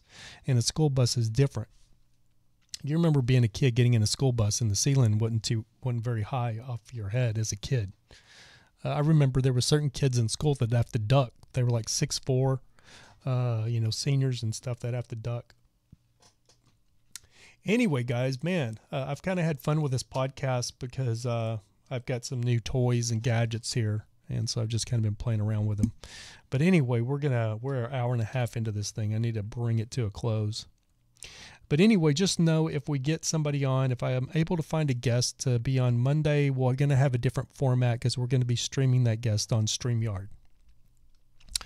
But what I was going to say, I keep forgetting, I'm all over the place today, but what I was going to say is what I said at RTR and Schoolie Palooza the last 2 or 3 years is I never saw myself in a bus. A bus never interested me. I never thought they were cool. I didn't like riding them in school. You know what I mean? So a bus was never something that I really took. Plus they don't, even a bus, the diesel pusher, you know, they only get maybe 8 to 10 miles per gallon. You know, that's why I wanted my Snap-on truck, because it gets like 12 to 14 miles per gallon diesel. You know, it gets, and with Bertha, my old motorhome, gets like 10 miles per gallon. So a schoolie, I'm going back down in mileage. So I never seen myself wanting to get into a schoolie.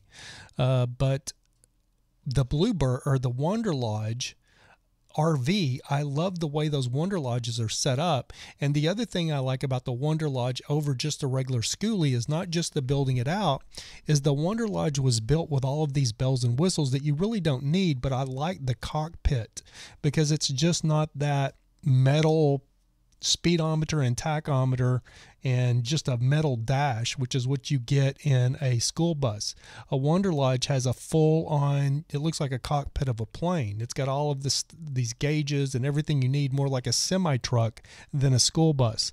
So that's why I love the Wonder Lodge. You know, it's more stuff to break and go out though, but it looks better. It looks cooler, if that makes sense. Same thing with my step van. If you look at like a regular step van they use for like UPS or FedEx, it's just got like a metal dash. There's nothing there. But Snap-on, the Snap-on trucks are done by a company up in Michigan, I believe, that's called LDV. And LDV puts what's called their LDV package on it, and they build it into a Snap-on truck. So they make it and put all of these bells and whistles on it with their LDV upgrades. And that's why I like a Snap-on step van instead of just like some regular step van. Does that make sense? I don't always like the bells and whistles, but you know, sometimes the bells and whistles are nice. JP says, I can fill up and drive 800 miles. Yeah. So what do you have? You have a 150 gallon tank on that, JP? And let me ask you this, because I know I watched a guy fill up his motorhome and it was $169 for an A-class, but I've seen that some people with like Bluebird buses that have like a 200 gallon tank, that it's like almost $400 to fill those up. So I'm wondering, and what bus do you have, Joel P? I know you're building out a schoolie. You have a 100-gallon gas tank. So with 100 gallons, that'll get you, how many miles will that get you? What did you say? 7 to 9 miles per gallon. And what, because I am very interested in that, because like, you know, I can fill up my Snap-on truck for about 80 to 100 bucks. And I can drive like 330, 340, 50 miles. You have a 5.9 Cummins in your bus. Is yours a 40-foot bus, or is it a 35-foot 94 Thomas self T-liner? And what is the length? Are you a 35-foot or a 40-foot? Because I know a 5.9 Cummins in a 40-foot bus, once you build it out with like 2x4s and stuff and make it really heavy, you're going to have your foot against the freaking floor going 60 miles an hour. That's why I really like the 8.3 Cummins. In what you can go 700 to 800 miles. So with a 100-gallon tank, so $130, that's not bad at all. That is actually not bad at all. Because when I flew from here to Texas, it cost me $200, and this is in the pandemic. This is pandemic prices. It cost me $223, I think, one way, and on the way back it was $260, I think, because of the weather. So it cost me $500, pretty much round trip, to fly over, because I booked one way because I didn't know when I would want to come back, how long I'd want to stay. So I booked a one-way trip. It's got an Allison 653 transmission with a Cummins 5.9. And did you say you're 40-foot, Joel? Yeah, see, that's a thing that, because I watched a guy that, or I've watched people that get out of those 40-footers with a 5.9. Transcendence Existence, do you know Wes with Transcendence Existence? He's got a shorter bus. His isn't 40 foot, and he says his bus is underpowered. So the powertrain to have for a 40-foot bus, even a 35-foot bus, is, I think, the best powertrain for those buses is an 8.3. It's an 8.3 with 3060 Allison transmission. That's what Chris Penn has. He's actually got a Chris Penn actually has a it's a website thing called Schoolie Academy that he's put together. It's like $250 or whatever, but he's got some free videos on there. And his mechanic, his bus mechanic, or where he gets his bus stuff done in Arizona, Tony, at his bus place in Arizona, he talks about all of the engines for a school bus, and he says by far the best engine for the school bus is an 8.3. I've actually got the 24 valve Cummins in my Snap-on truck, and he talks about with the fuel rail, with any other of those electronic fuel injected trucks, diesels, that fuel rail, the fuel pumps, all that stuff, you can have problems with that. That's why the 5.9 Cummins and the 8.3 Cummins with the mechanical fuel system on there is by far the best engines out there. But if you can get an 8.3, yeah, 8.3 is an easy swap. Exactly. So once you get, once you wear that 5.9 out, instead of rebuilding it, you might just throw an 8.3 in there. I know you can do some you can actually do some upgrading or some tuning to 5.9 to get a little bit more power out of it. But there's a guy that God, my freaking camera will not focus today. Sorry about that, guys. It's focused on the background instead of me. I don't know what's going on. There it goes. It focused. Yeah, the injection pump. Hey, Random Nomad, you made it, buddy. Have you been in the room this whole time, or not? Am I just not seeing you? Yeah, you have been in the room. Gosh. Good to see you, Random Nomad. Yeah, the injection pump. So, like on my my Cummins 24 valve, the injection pump, they need to be switched out if you use a factory one about every 5 to 6 years or so many thousand miles. I don't remember the mileage, but I think 50,000 miles on the pump or something like that. But the pump is like $1,000 or $1,200 to replace the pump. But now you can do like an upgrade. There's been an upgraded aftermarket pump that you can put on a 24 valve Cummins, and it'll get rid of this pump problem. But the thing about it is if that pump goes out, it can shred your engine. If you don't replace the pump and the pump actually goes out, it can toast your engine.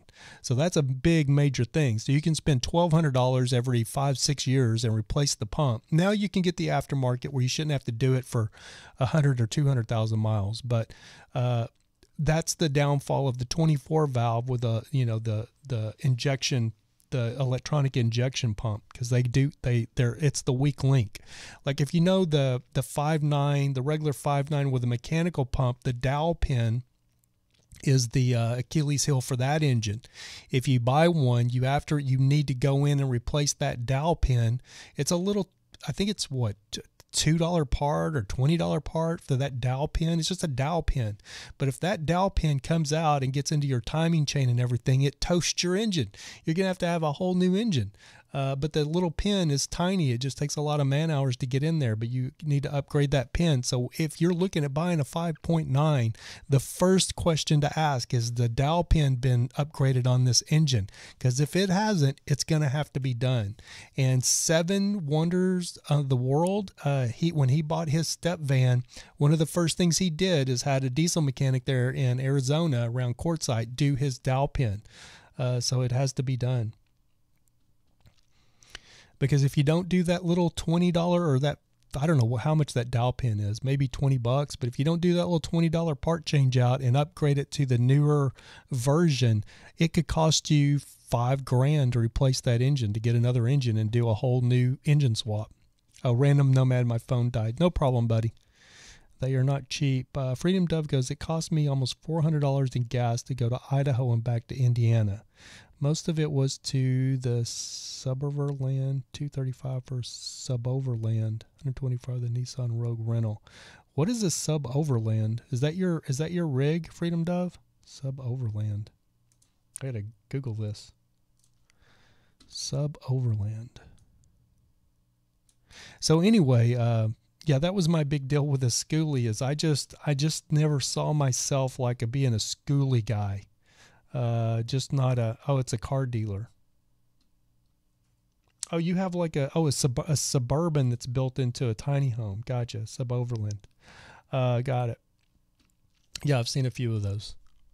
Joe P, looking at an 8.3, well, the only real difference is cubic inch of piston, same block, same injection. Yeah, well, the thing about the 8.3 is you don't realize, Joel P, that engine, it's a lot different. That engine weighs, I believe an 8.3 weighs 1,600 pounds.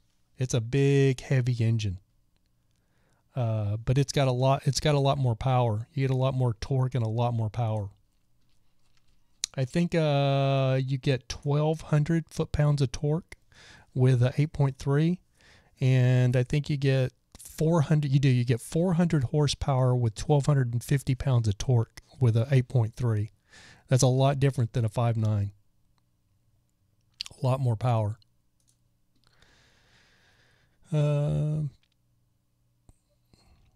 Joe PCs, I've seen one with less horsepower. Yeah, you've seen them with less horsepower? I'm sure. Well, yeah, there is, because the difference, it depends on the pump. You're right about that, Joel P. It depends on which pump. If it has a turbo on it. See, that was the thing about this bus that I'm looking at, this Wonder Lodge that's been stripped out, that's owned by the diesel mechanic, is because that bus with the Cat engine in it, the 2060, I believe is what it is, 2080, with the 2080 Cat engine in it, it's actually a turbo. And if you don't buy one of those buses and it doesn't have the turbo version, it is an underpowered, it's so underpowered that, you know, you're going to be doing 30 miles an hour going up a hill, going up a little incline. You're going to be a hindrance on the road, because people are going to be trying to get past you at 75 miles an hour, and you're going to be doing 25 if you've got that Cat engine without the turbo. But the bus that I'm looking at that's all stripped out, it's actually the turbo version. But then if the turbo goes out at 200,000 or 300,000 miles, it costs you a fortune to replace the turbo. So there's always an upside and a downside. But if you want power to climb a hill at 65 miles an hour, the 30/20 with a turbo is the way you want, because then you can just fly on down the road. I can tell you my 24 valve Cummins and my big Snap-on truck, if I want to pay for the fuel, now you do, like if I drive my Snap-on truck at 55, 60 miles an hour, it just sips fuel. If I kick that bitch up to 70, 75 miles an hour, which it'll do it, no problem, you can literally watch the fuel gauge move. Freedom Dove says they take Suburbans and other vehicles and lift them and put new shocks and coils on them, put other mechanical work that needs done. Yeah, for sure. Especially the four-wheel drive ones. They offer base models, which is what I got, or they build it out for you. Oh, well, that's cool. So you can actually order the Suburban with the package done, like an Overlander, Overlander. Joe P says, I'm not going anywhere fast. I'm already home. Hey, that's the best motto right there. That is the best motto. That's what I found about with Bertha, my gas 440. You know, that thing, I've driven that rig. I'm not lying to you. I've driven, one time I was in Vegas. I was in Las Vegas. I've said this on the podcast in the past. I was in Las Vegas, and it was 12:30 a.m. in Las Vegas, and I had a 4:40 a.m. call time on a TV show here in California. And it was my first, what show was it? I think it was American Horror Story. It was my first day like on American Horror Story. And I was with my girlfriend, and we were in Vegas. No, I don't even think I was with my girlfriend at the time, but I was in Vegas, and that's where my ex-girlfriend lives, in Vegas. So I might have been visiting her. I can't remember what it was, but I just know that we were out on the Strip, and I was just having a good time and didn't want to leave Vegas because I was having a good time. But I had to go to work in Los Angeles, and I had to be at work at 4:48 a.m., and I was still in Las Vegas at 12:30 a.m. So I ended up having just the right amount of time to get to Los Angeles to get to work. And I ran, I'm not kidding you, I ran from Vegas to Los Angeles doing about 75, 85 miles an hour in Bertha.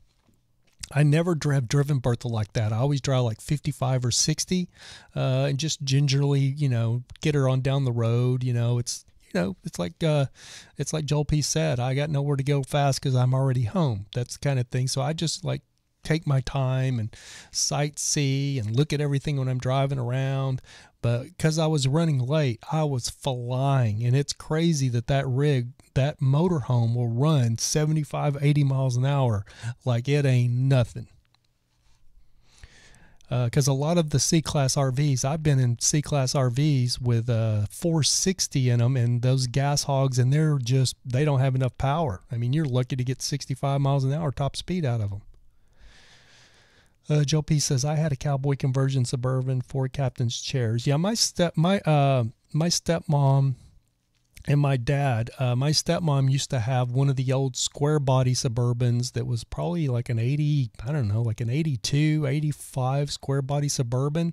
And that thing had a 454 in it. And they used to cry over the gas mileage back in like 85, 86, 87. Because that thing with a 454 got such poor gas mileage. They didn't want to drive it back then when gas was like 95 cents a gallon, because it got such poor gas mileage. But the new ones, they do a lot better. If I had one, I wouldn't have a Sub Overland. I would buy a Excursion. I'd buy a 4-wheel drive diesel Ford Excursion and build that thing out into an overland vehicle, because those things are beasts. I had a Yukon, a GMC Yukon, and that thing was a piece of, I loved it. It was beautiful. I mean, I got it new. It had 23,000 miles on it when I bought it, and it was a beautiful truck. But man, that thing let me down. It literally let us down when the first time I took it to the beach. We drove down South Padre Island, me and my whole family. And the fuel pump with a full tank of gas in it, buried 4-wheel drive and deep. The first thing that happened is the 4-wheel drive didn't work, so I got stuck and had to get pulled out by a Toyota.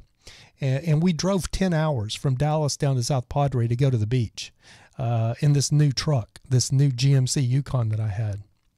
The first thing that it was the first push button 4-wheel drive. The 4-wheel drive didn't work, so we got stuck, had to get pulled out by like a Toyota. And then we got on down the beach and got it. We were in deep sand, but we weren't stuck. But then the fuel pump went out on it overnight. I had it idling so we could get some air conditioning, and the fuel pump went out, and my warranty was for like 77,000 miles, and the fuel pump went out at 78,000 miles. And that truck sat on the beach for a week while we were in South Padre because we couldn't find a tow company that could go get it. I finally found some guys with a 4-wheel drive truck at a gas station walking around South Padre Island. I found these guys and I talked them into going and towing us out and towing us back to town. And then it took them a week to get it fixed. Yeah, it was the 350 motor, but it wasn't the regular 350. It was the new, the Vortec. It was the Vortec, the first Vortec engine. So the engine was good. It was just a lot of other random problems, but now they have like the LS1 and stuff, so they're even better engines. It wasn't the engine, it was just the random things that went wrong with that truck. But I bought a extended warranty on that truck, and when it was all said and done, the warranty was over $3,000 when I figured it up after I financed that truck and figured out what the warranty actually cost for the extended warranty. And the extended warranty only lasted on that truck to 77,000 miles. And I didn't have a problem with that truck until about 78,000, and then it was just one thing after another. Yeah, that 7.3 Power Stroke random Nomad is what you can get in that Excursion. And that is exactly what I would get, is that 7.3 diesel in an Excursion, and build that thing into a overland vehicle.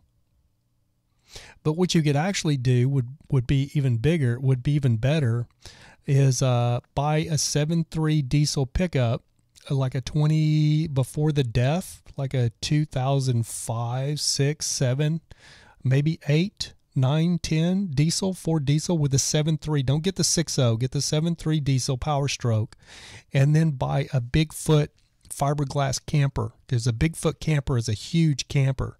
So you could put a lift on your Ford, get a 4-door Ford, put a lift on it, put a Bigfoot fiberglass camper in it, and you would have an amazing vehicle. I looked at one of these. I almost bought one instead of buying the Snap-on truck. I found one up in Alaska that was $1,500 more than the Snap-on truck with the pickup and the camper on it, the Bigfoot camper on it. And those Bigfoot campers, if you look, they're like 22 grand just for a camper. And this one had a very nice, very well taken care of, like maybe an 02 or 03 Bigfoot camper on it. And it was sitting on like a 2004, 2005 Ford diesel pickup. It was still the square body pickup though, so maybe it was a little older than that. But it was it had like 33-inch tires on it, had a lift on it. It looked amazing. And that would have been a great overland rig. I love the overland, to be able to go to 4-wheel drives. If I get into a bus, that's a street queen. You're not going to take that thing. You can get it out there you can get out to RTR, and you can get out to Schoolie-Palooza and these little off-grid places that have decent roads to get to. But if you want to go out to Joshua Tree and get back into the BLM country, that's not happening. You're going to have to stay close to the road.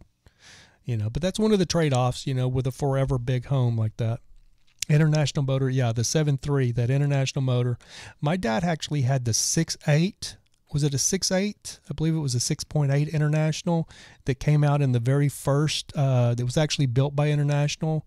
It came out in the very first very first Ford, the very first Ford diesel pickups in '84. My dad bought one. When they very first come out, he went right to town and looked at one and bought one. And that truck was 2018, I think it was 18.9. It came out to $22,000 in '84. And I was in junior high school. I think I was in 7th grade. And I was sitting there when my dad was signing the paperwork on this new truck, and I thought he had lost his mind. And it is a 6.9, and it was a super cab. It wasn't even a 4-door. If you remember back in those days, in like '84, the super cab, where you didn't have 4 doors, you just had like a bench seat in the back, so you could put somebody on this little bench seat, but they got through, and you lean the seat up and you have to crawl back there, because there wasn't even hardly any 4 doors. The only place you saw 4 doors was like in the oil field. There was a lot of 4 doors.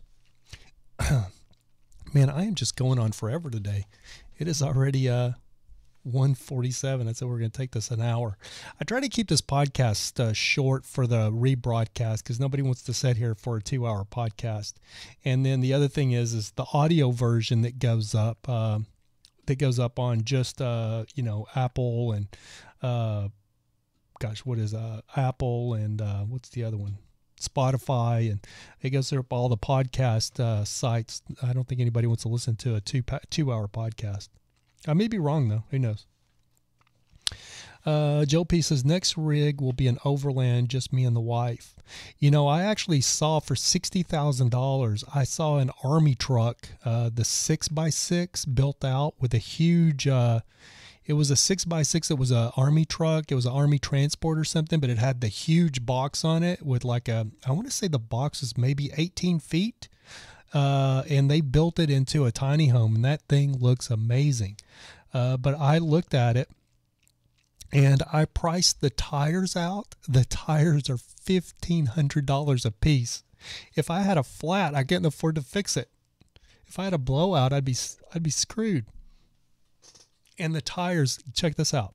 So there's a hydraulic lift for the spare that's built into the truck that holds the tire up in between the cab and the box of the truck, and it's on a hydraulic arm that lifts the spare up and swings it out and sets it on the ground for you, because the spare tire weighs almost 500 pounds.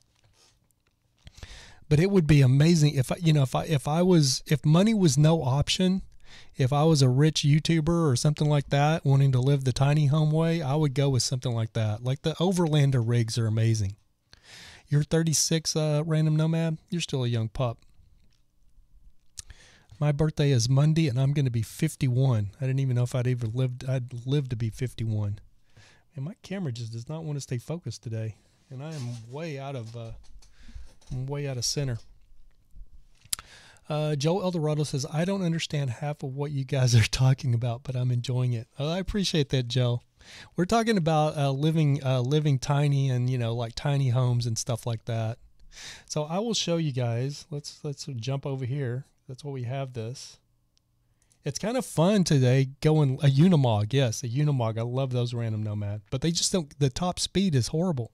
But I've seen some of them from Europe that are built into overland vehicles, and they're amazing.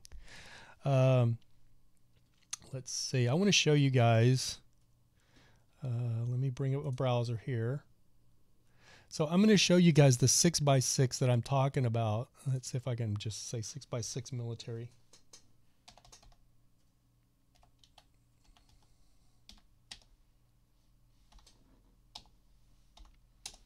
I would show you guys, yeah, so this is exactly, yeah, let's do images. Okay, so here it is right here. I mean, this isn't it, but it looks like the one that I saw for sale looks similar to this one. But the box was a lot bigger and it was actually taller. Let's see if I can find one. But yeah, it was something similar to these trucks. Maybe it was this kind of truck. But it had like a big, yeah, it's like this one. This is exactly, it was just exactly like this one.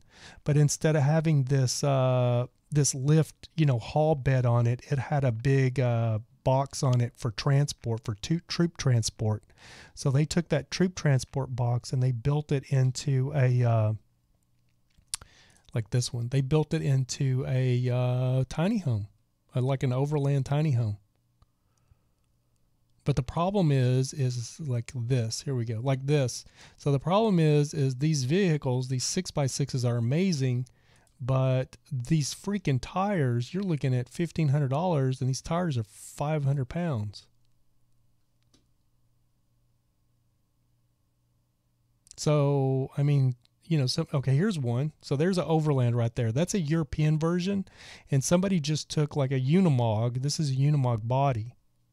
And somebody took a Unimog and they basically just put a camper on it, which is brilliant. They put like a aluminum camper on a Unimog, which is very smart because then you don't have to build anything out. So see, this is kind of, this is another European. The European trucks are I think they're a lot cooler than what ours are. Oh, here we go, right here. It was like this one. This is the kind of truck that they built out into an overland.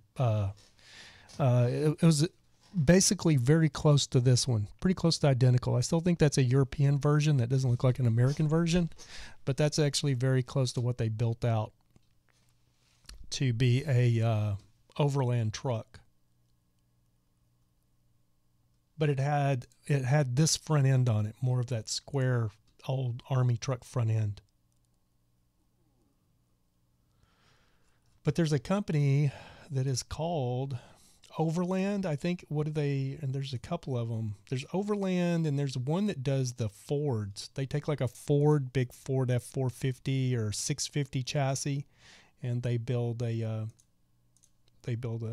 rig off. Let's just do Overland. Overland Expo. Let's see what that is. Yeah, so the Overland Expo has all of these overland vehicles built out.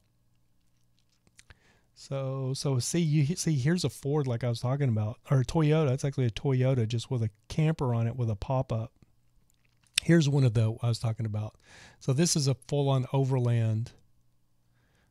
Here's another one, the Ford chassis. So see, that's not the bed of the truck. That's actually a fiberglass that they actually do. Can't remember what that company is called that does that.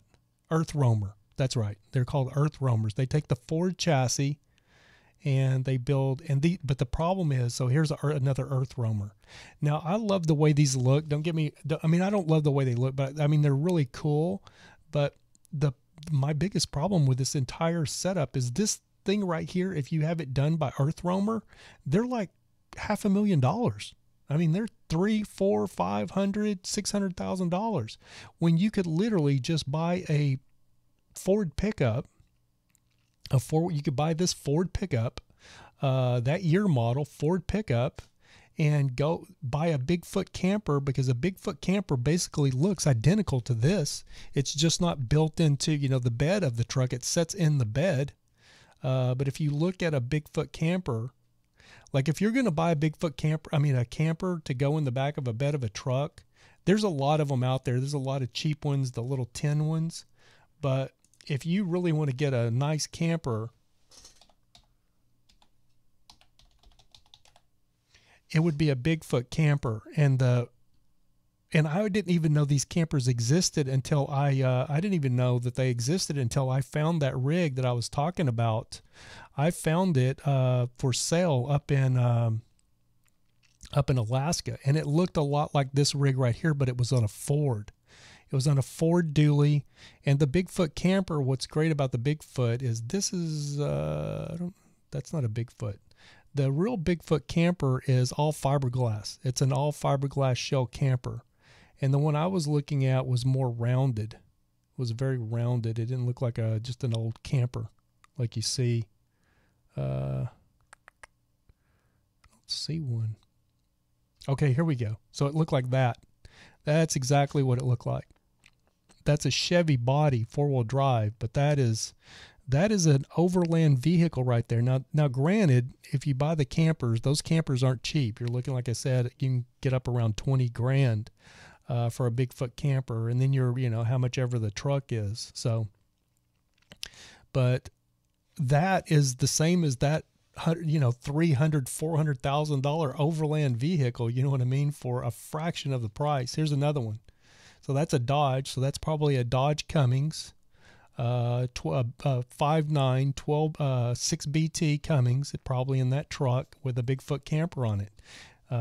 Don't know if it's 4-wheel drive, but if you put that on a 4-wheel drive truck, you've got an overland vehicle right there with a great engine, with a lot of torque, that's going to get good fuel mileage at a fraction of what a freaking, you know, that Earth Roamer, or the other one, the Ford, is going to cost you. Okay, guys, it's we're heading 2 hours here. I haven't done a 2-hour podcast in, gosh, over a year. But we are going to have to get off here. I enjoyed all my new toys here. It's fun to be able to, it's actually fun to be able to go back and forth and actually show you guys what I'm talking about instead of talking and trying to explain it. Joe P said he was traveling the world and taking a break. Who was that? Who said? I missed that, guys. Traveling the world and taking a break. Freedom Dove says Terry and Scott. Man, my camera, there goes. Terry and Scott from Open Road, Destination Open Road, have a Lance camper. It's nice. They're moving on to the 5th wheel now, though, looking for more room. You know, I've actually been in that camper, Freedom Dove. I know Scott and Terry. Spent Thanksgiving with them in Parker, Arizona, not this year, but last year. It was me and Scott and Terry and, gosh, who else was there? Pandemonium was there. The Van Life Sheldons were there. There was literally 22 of us in our party, and we were at the casino in Parker last Thanksgiving, which was actually very nice because we were all out there for like the RTR and the van build kind of stuff and met at the casino. And this year I just spent Thanksgiving by myself, being a single guy. The guy with the 6x6 Earth Roamer, yeah. Those Earth Roamers are amazing, but it comes down to your bank account. I mean, those, if you look at a breakdown or, just, like even with my Snap-on truck, like I've got to find the window pane to fix that freaking that they busted out. I've got to find I have to find the window glass. Now, I want to ask you guys really quick before we end this.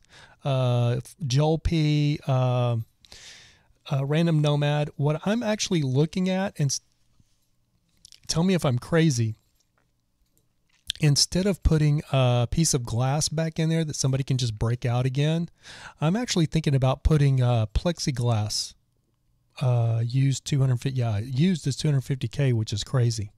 I'm actually thinking about putting plexiglass, but it's not the plexiglass, it's the other one. There's two different plexi, or the two different plastic glasses they use. One is plexiglass, which actually cracks and breaks, and then the other one is like it's called Polyarm, or I can't remember what it's called, but you can actually bend it, but it's more it scratches easier. And I actually saved some on my eBay account here. So look at this. So I'm looking at selling Bertha, and I'm thinking about putting the Bertha on eBay, because look, here's basically a B class that's the same as Bertha, and it's listed at $14,700. Oh, guys can't see. I got to go to my screen. Sorry. Let's see. Let me go to this one. There we go. So, yeah. So this is not working.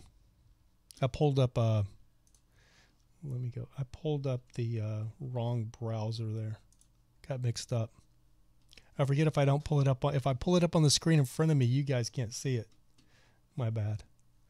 Let's go to. But this browser doesn't have my eBay on it. And I don't think I'm signed in with my eBay on this browser. Yeah, I'm not. Oh, well. No biggie. Yep. Let's see. I'm not going to put in all that stuff. Anyway, so I'm thinking about just putting Bertha on eBay. What do you guys think about that? Because I can, I'm seeing like vehicles on there that are not near as good a shape as Bertha, the same year, close to the same year model, for like 14.5, and I'm wanting 10.5 for Bertha.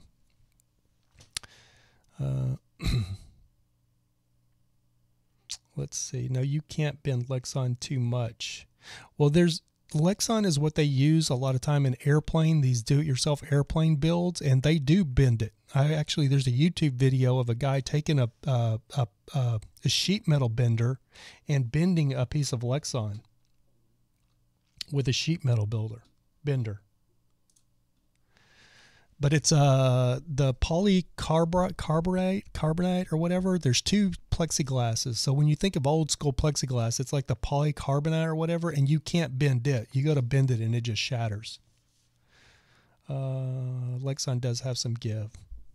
Joe P, you can get Lexan warm and it will bend with and a sled. I'll have to look into that, because I looked into it and it was a two different. I actually watched a YouTube channel, or couple of YouTube videos where these guys that build the home built aircraft, that they were talking about which one is easier to use for aircraft, and like the windshield or the door. And Lexan has some give, so it doesn't shatter like the polycarbonate, the regular plexiglass.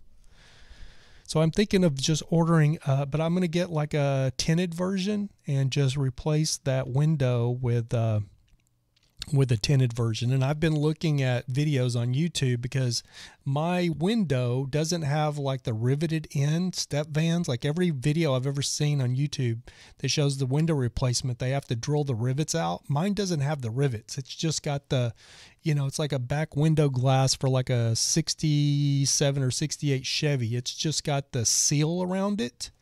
So there's no screws or anything. So from what I understand, there's a lip, and you have to take like a piece of plastic like you'd use for drywall, and you have to pry that seal out to let it get it over the groove, and then you just pull the window out, from what I understand. So the window's already broke, but I'd like to try to keep the window in a piece, because it's just the middle of the window that's gone. The shell of the window's still there. So I'd like to be able to take it all out in one piece if I can get it out without shattering the rest of it. So I can use the old window as a template around my piece of Lexan. And then just take a jigsaw and cut out the Lexan, because you can evidently cut Lexan with a jigsaw, to where if it's regular polycarbonate, you need like some special tool, because you can, even if you drill it, you can crack it, and it's a lot more timid and to work with. It's not supposed to be approved really for road use, but my whole thing is they use Lexan plastic and polycarbonate to make the windshields on motorcycles. So, like, what's the difference? It's just a side window on a snap-on truck. And it would be a lot harder for them to bust it out or knock it out. And even if they do, it's just a piece of plastic. You just buy another one and throw it in there. Make sure you set a reserve of 10.5. Oh, for the, Random Nomad for Bertha. Yep. Joe P, we made a curved sled with Lexan. Nice. So, yeah, that's, I think, what I'm going to do is I'm going to, instead, because I get, I've looked and, the windows aren't crazy expensive, I believe, through Mill Supply, which is the bread truckers, Mill Supply is the bread truckers sponsor.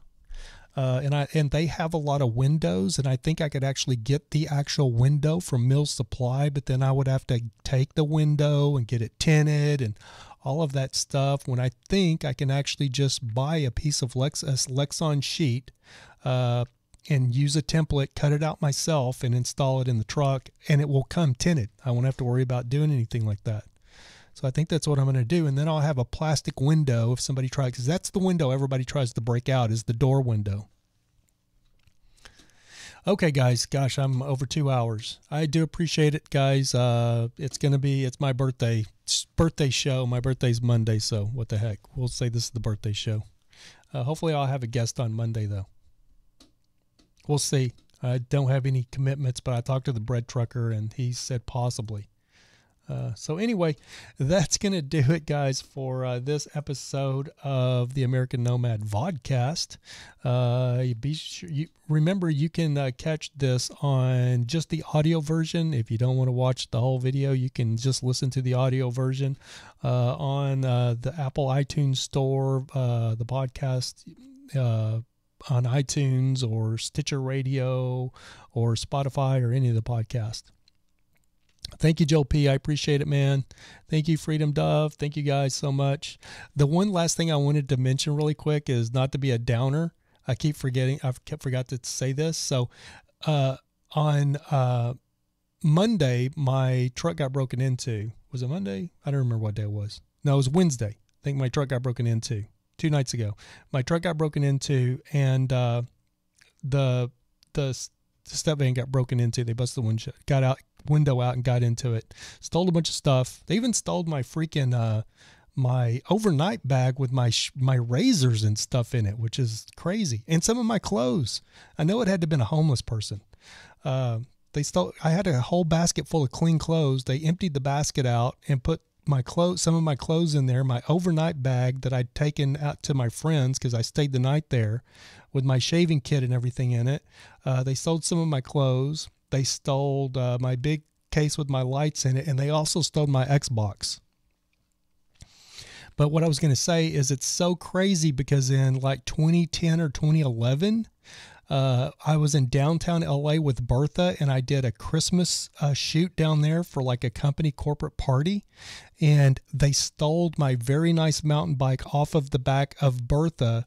When I'd been in Las Vegas, I'd been all over the country with my mountain bike locked on the back of Bertha, and they stole that bicycle the exact same day, like 5 years ago, when I was in downtown LA, because it popped up the very next morning, or that night, it had popped up in my Facebook memories, and I was looking at that bicycle. It shows it because I was showing that I was in downtown LA going to do the shoot, and I took a picture of Bertha with a bicycle on the back, and then the next morning we woke up and the bicycle was gone. And it was a bicycle that was like couldn't be replaced, couldn't get another one. They quit making it. It was a really cool bicycle, mountain bike, which I ended up getting an electric bike anyway, so it's no big deal. Anyway, guys, have a great weekend, and hopefully everything goes right. We will see you guys back here Monday, and that is going to do it for this episode of the American Nomad. Have a great weekend, guys. Safe, peace, chicken grease. Thank you for listening to the American Nomad Podcast. Until next time, keep looking up because that's where it all is.